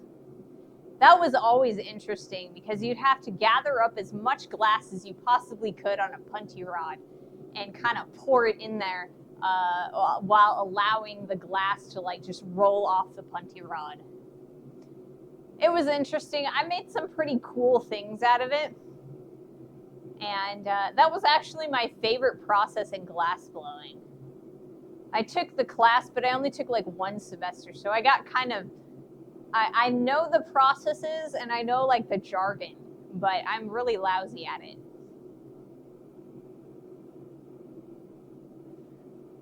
It was kind of hard too because we had a family emergency in the middle of that class. So I didn't get to critique with everybody else. And when I don't get a critique, it's just really hard for me to kind of learn a technique as quickly, if that makes sense. Because when you allow your work to be critiqued, you can kind of, people will tell you, you know, what you need to work on, and then you can ask them how to fix it or how to make it better. And I didn't get that, so unfortunately, my only critique was like my final critique that semester for that class.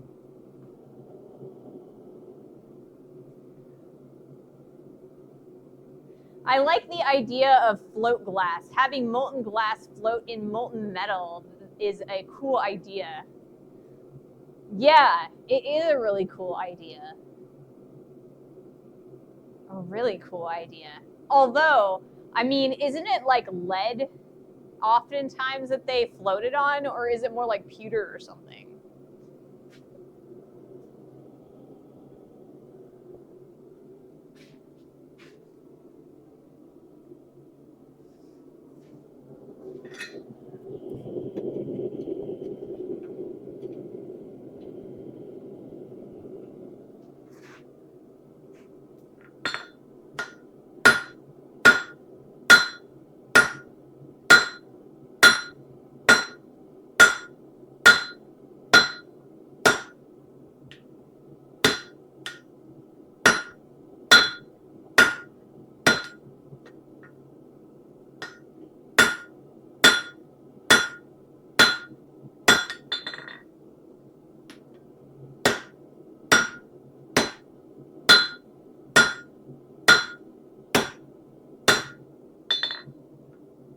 Alrighty. So for our next heat, we're gonna work on flattening out the faces. We've got a little bit of a pooch there and some on that side as well. And then after that, we're gonna start working on putting in the eye.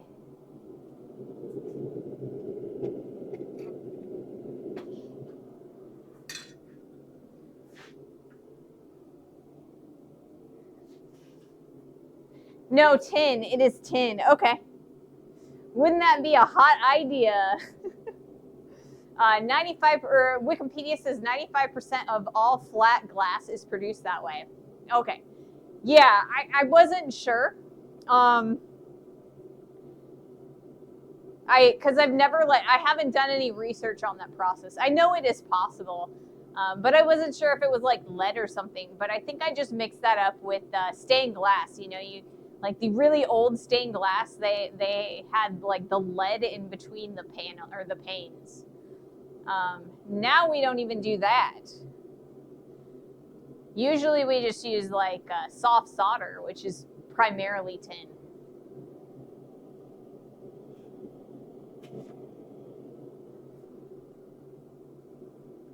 So yeah.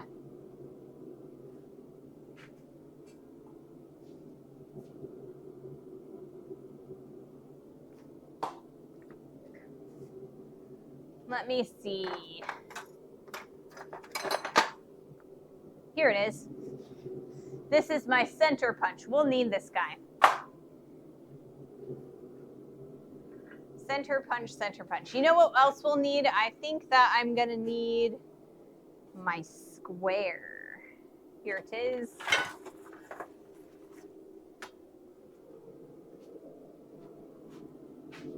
Got this lovely T-square.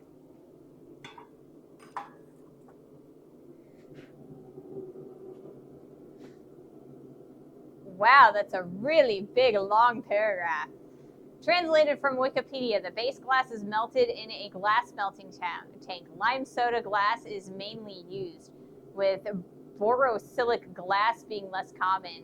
The purified glass melt, which is doughy and liquid at 1100 Celsius, is continuously fed in the tank into an elongated bath of liquid tin.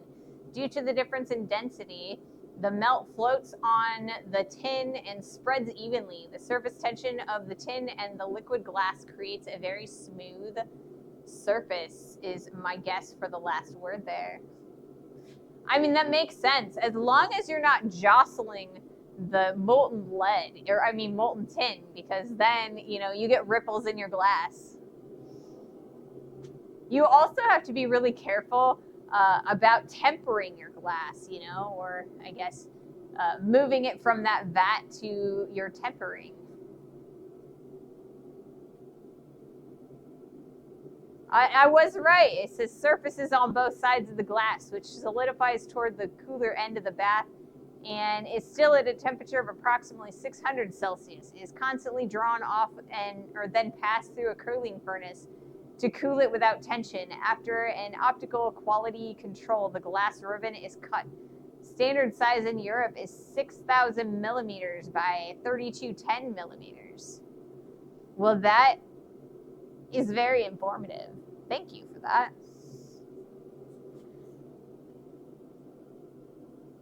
There are, depending on what you're trying to make with the glass, the tempering process can get really complex and take a really long time.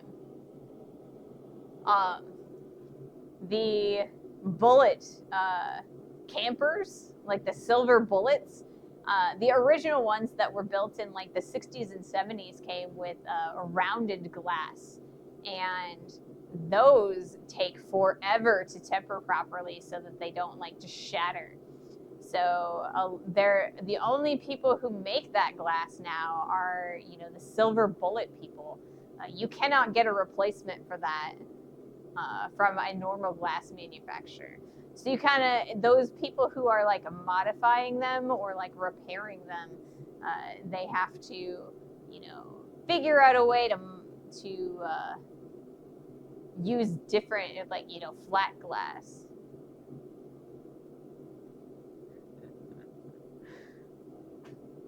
So yeah. All right. We got another heat. We're going to try and upset these like long corners in. Oh, I don't want to use these. I want to use a different set of tongs. These tongs.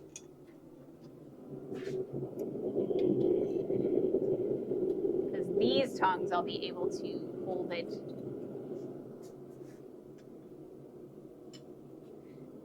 this direction on the corners.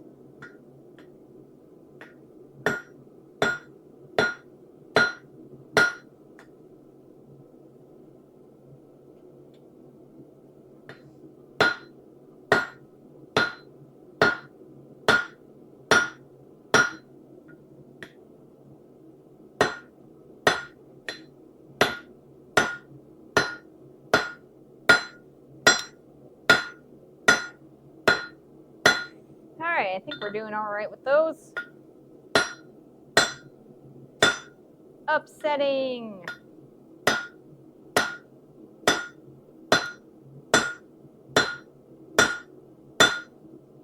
Okay. So we put that there.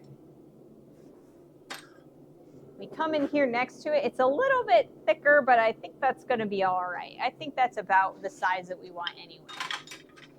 So now I need to grab my chalk. No safe light repair, safe light replace? Nah, unfortunately there isn't. Not for that glass anyway.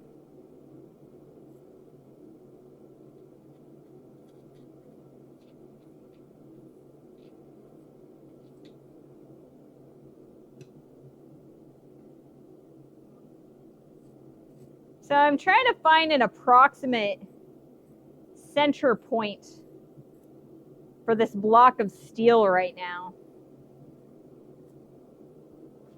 so that we can kind of put a center punch mark in there. So we're going to go about here.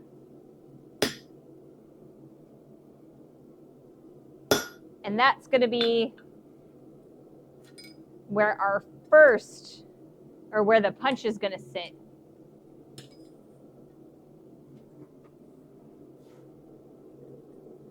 Or I guess, you know, where we're going to start our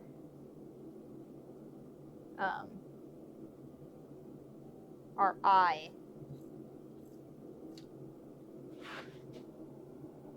And these are really only approximate. We will be correcting these as we go, just to make sure that they're, like, you know, correct later on.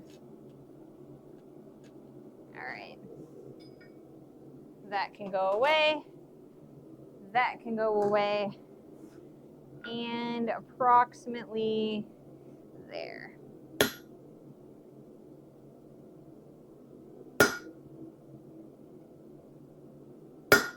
Okay. Coolies. Now we have 2 center punches. And they're not exactly lined up. I can tell that already. But that's all right. Like I said, we will be correcting them as we go. They are not off enough that they're going to completely skew everything up. So I think we'll be all right. The hardest part, yes. Definitely the hardest part. Like I said, they're not exactly straight up, or like, I guess, straight through. They're not completely even. But the fact that we know for a fact that they're not even, it's going to make it easier for us in the end.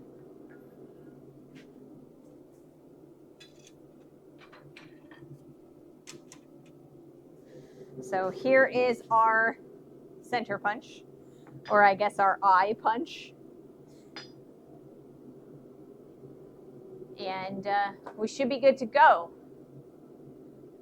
We'll probably just get them started on either side, just to kind of give ourselves a good start. So I will pick which one I want to kind of follow, and then we'll try and correct the other one enough that it'll work for us. We do have an ad starting in about 3 minutes, and I think it'll take about that long, you know, the 5-minute duration. I think it'll take that long to get the steel up to temperature again, because doing the center punches kind of cooled it off a bit.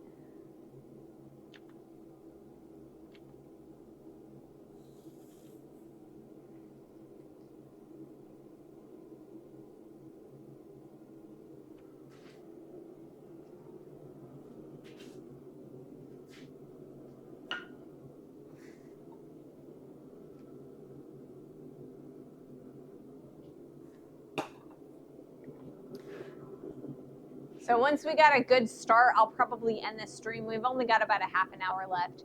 Like I said, I'm feeling a lot better today, or now that I've been forging for a little bit. But there's no way that we'll be able to get all the way through this eye. So I want to get a good start so that on Friday we can get as close to through as possible. Slow is fast. That's true, but I want to be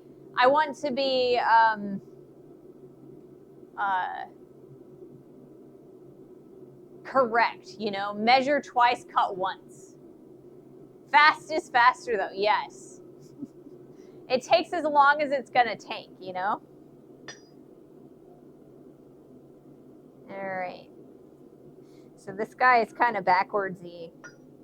I guess we're gonna punch it this direction because we're gonna have to punch it this direction because I need to, or I'm right-handed, so I need to hammer with my right hand. Sorry, I'm inebriated. It's all right, you know. Though some days, you know, you need a good drink, a good stiff drink. I'm incredibly jealous of that tool. Yeah, this guy, I bought it for $25 at the Indiana Blacksmith Conference. It was a giant piece of rusty metal when I purchased it, but I spent the time to clean it up. And I think, or like the actual punch itself is in really good condition. It's in really good shape. But the handle, when I got it, it was like super, super dry. So I did the best that I could to kind of put a little bit of moisture back into it, but it's still kind of brittle. So I'm hoping, you know, that it works for me and doesn't break this time. We had a little bit of a crack happen when I was using the press on the last hammer. So...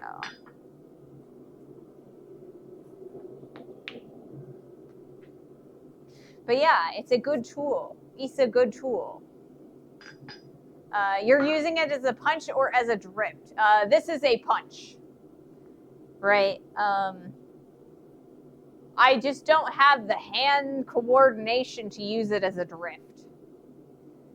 But yeah, it has a floating head on it, so it's not like secured in there or anything. It kind of like moves around, but because of that, I kind of had it. I wedged it in there a little bit weird in the press, and so it moved a bit and it cracked. Scammed by ads, yes.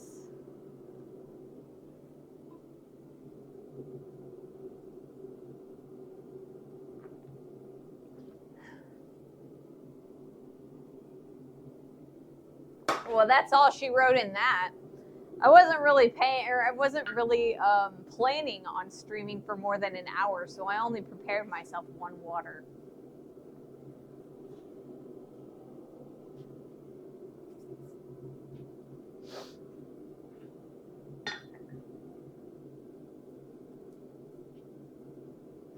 But yeah, we should be good to go for our next heat once this ad is over. So that's good. I think I'm actually gonna grab a Gatorade because I'm still thirsty a little bit. And there's one here on the porch, right outside the shop. Ooh, blue. Yummy, yummy. All right. So yeah.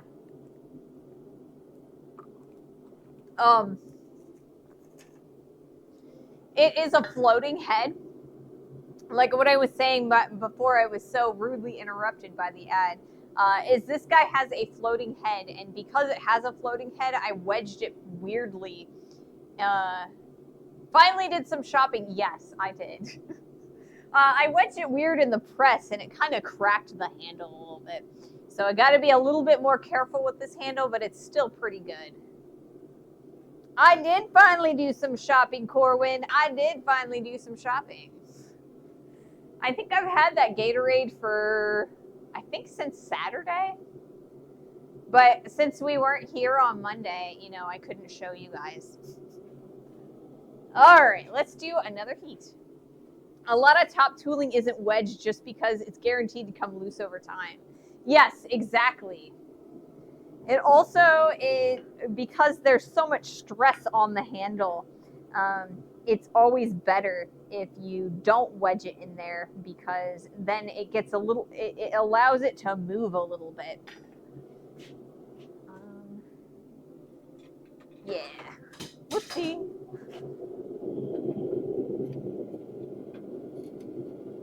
Alrighty.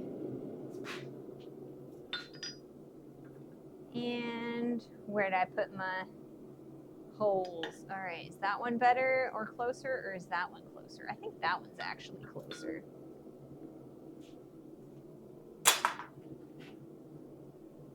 And we're gonna do it that way. And where did the hole go? Are you straight in there? There it is.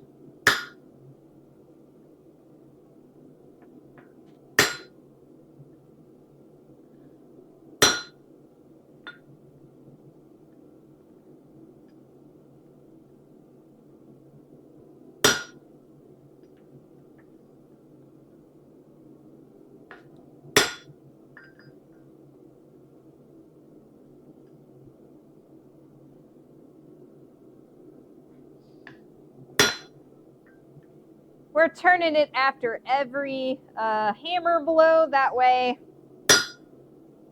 if we accidentally move it weird, we can kind of correct it as we go.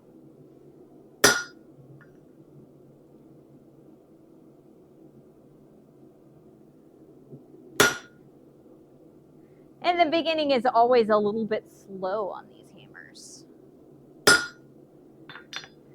All right, we're gonna grab some more heat.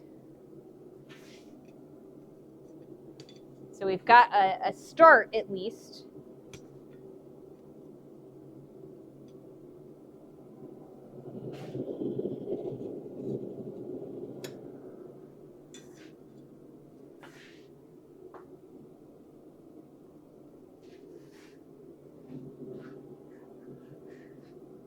Oh, so yeah, that's the general consensus is that if you leave them wiggly, then the handle lasts a little bit longer.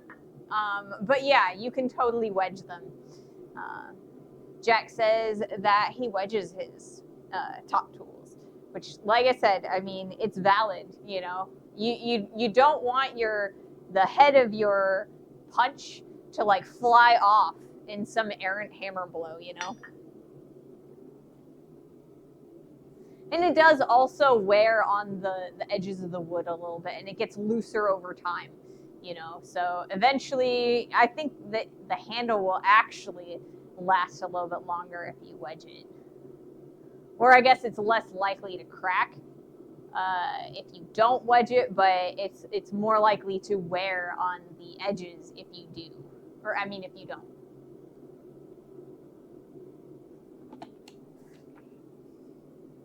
I'd rather break the handle than have my blow go wrong. Right? Yeah. I mean, that's you know, that's a valid opinion to have, you know. And that's what I found with the ones that where the wedge is, when they get loose, they would go loose and it would go crooked. Yeah, definitely. Like I said, I you know, they, as you use them and the head starts wiggling, it will start shaving the the wood that's in the eye, and it will make it wigglier and wigglier over time. So sometimes it does kind of, you know, you can kind of see right now that it's a little bit jank. It's not a true 90. So I've got a little bit of a tilt, and that's because of the direction that I hold it. So I got to be careful, you know.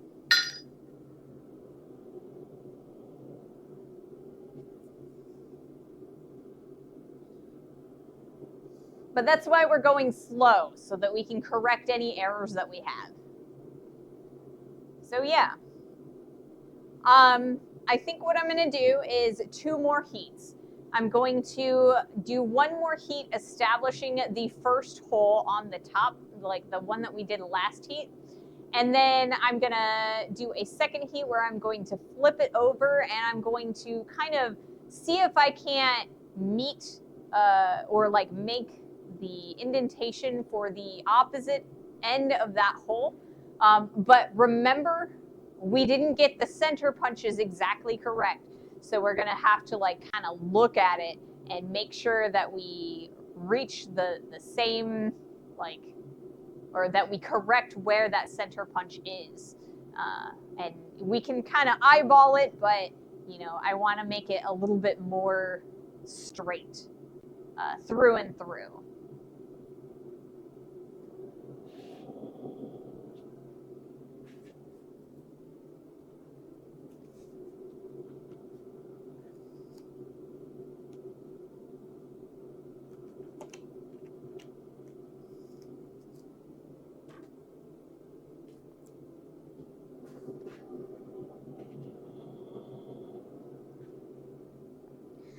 So yeah, and then so Friday's stream, we are going to continue punching this eye, the eye of this hammer, and then is it next Monday, or is it the Monday after?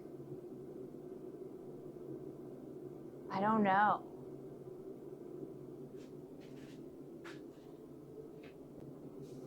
Christmas is the Monday, or is the Thursday, like the next week. So we still have 1 week between now and Christmas, I think. So we will have another week to go on this project before Christmas. So we will do 3 days of forming this hammer. And we might very well be able to finish it. You know, once we got this hole in, this is like the majority of the work that we need to do to complete this hammer. Mostly it's after this hole, all we got to do is kind of put in those little indent or the dips and make it look pretty. Lengthen it out a little bit and shape the heads. So we're going to work on these guys.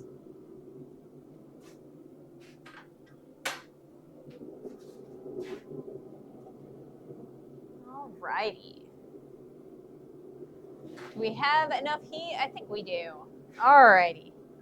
Another heat. She punched the eye of the hammer and the dripped in the eye.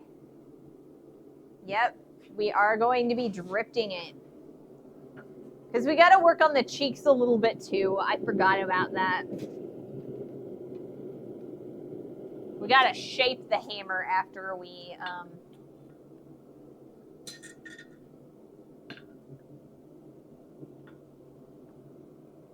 you know, finish punching the hole in.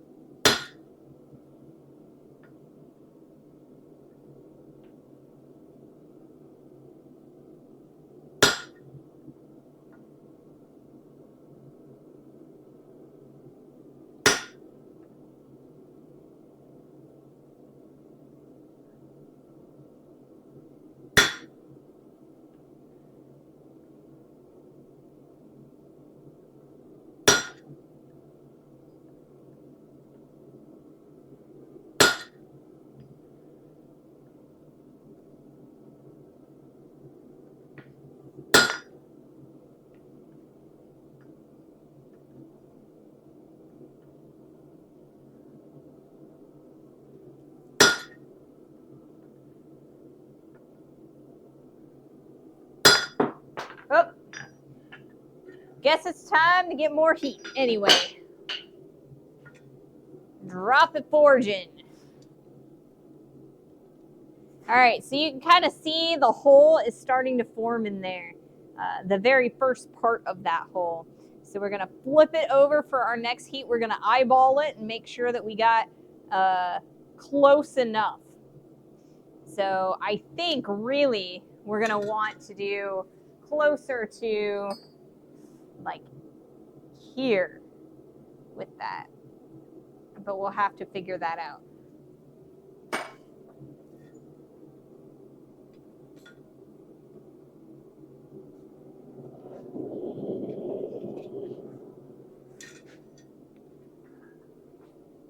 Tokyo drifting. Couldn't think of the rest of the line.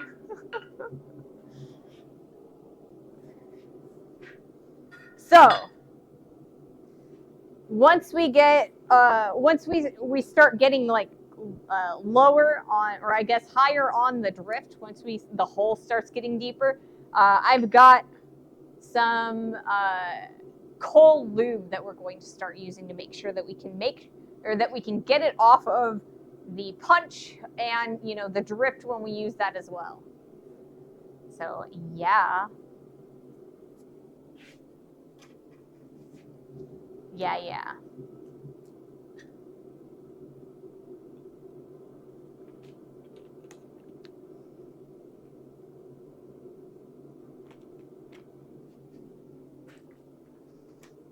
We're getting there slowly but surely. It doesn't quite look like a hammer yet, but we're getting there. It's close. At least I think it's close.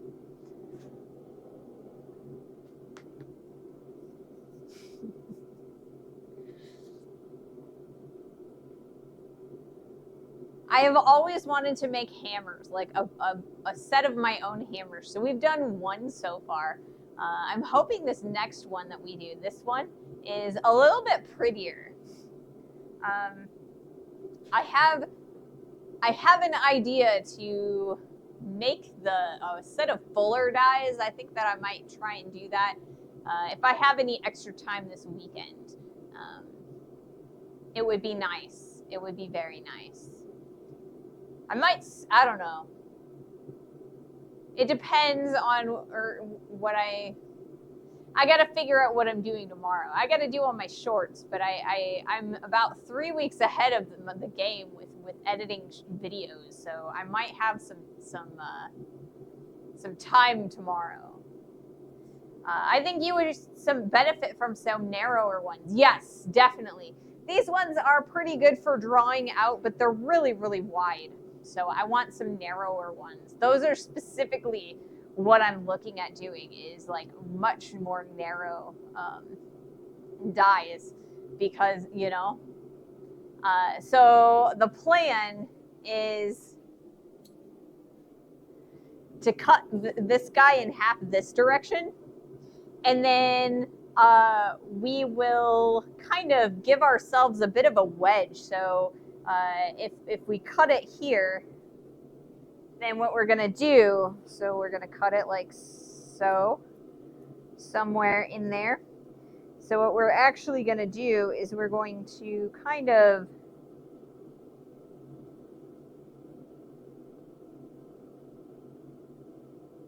create, like, you know, a little bit of an hourglass a bit, right? So the wide section here is going to be what goes and supports the die and gets welded to the plate.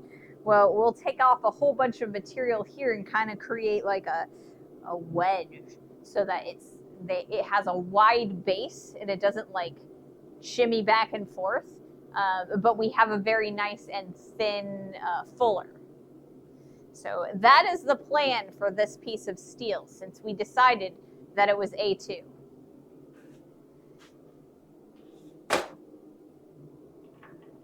A2 makes amazing dies.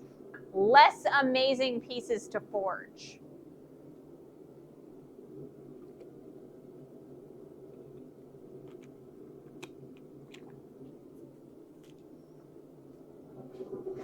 All right. Last heat.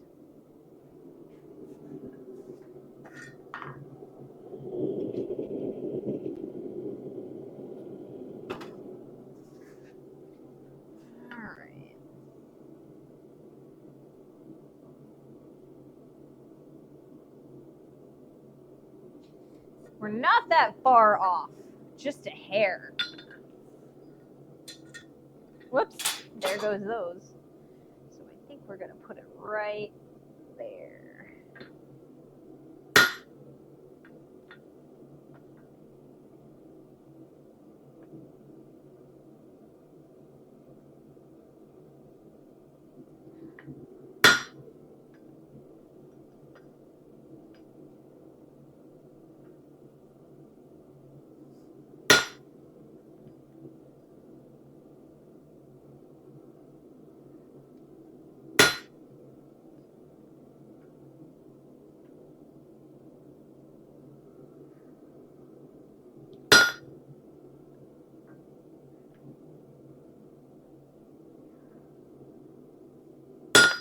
Alrighty.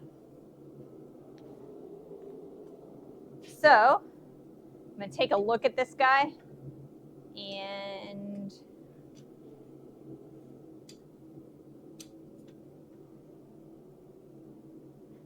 if I move this, you guys can kind of see a little bit better. And so can I. They look pretty straight overall. Not too bad. All right, cool. So I think that's going to be my last heat for today. On Friday, we are going to continue punching this stock.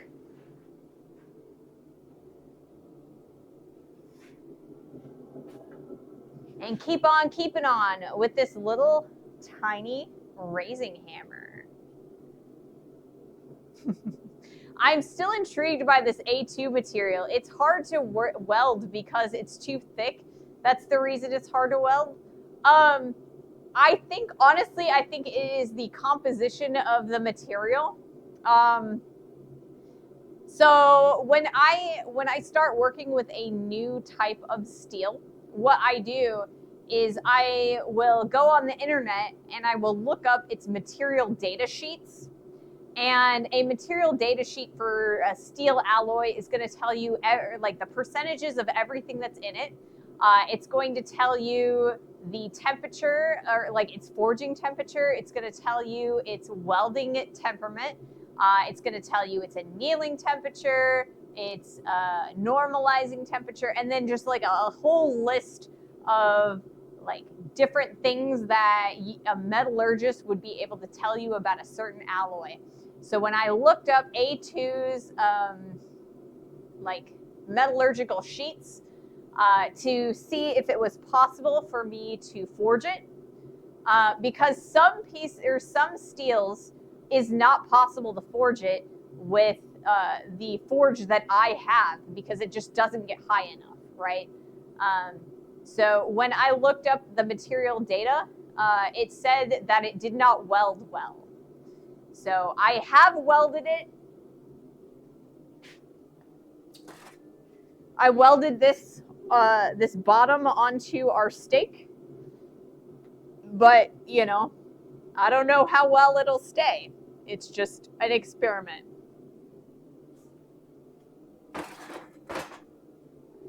But yeah, so thank you guys so much for joining me today. Have a wonderful rest of your day.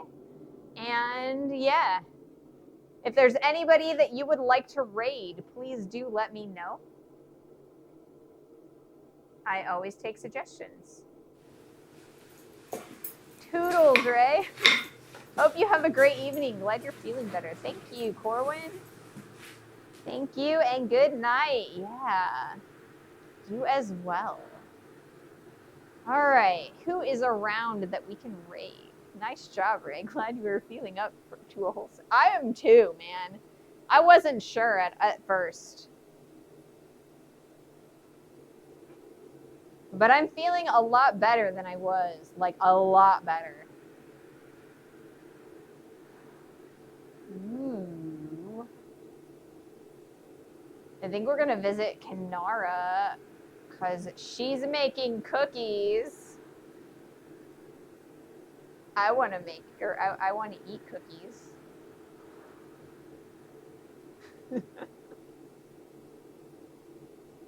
Alrighty, guys. Let's see.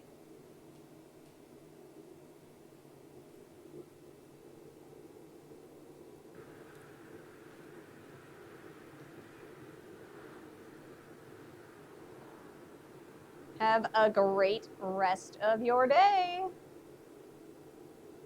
Bye, guys.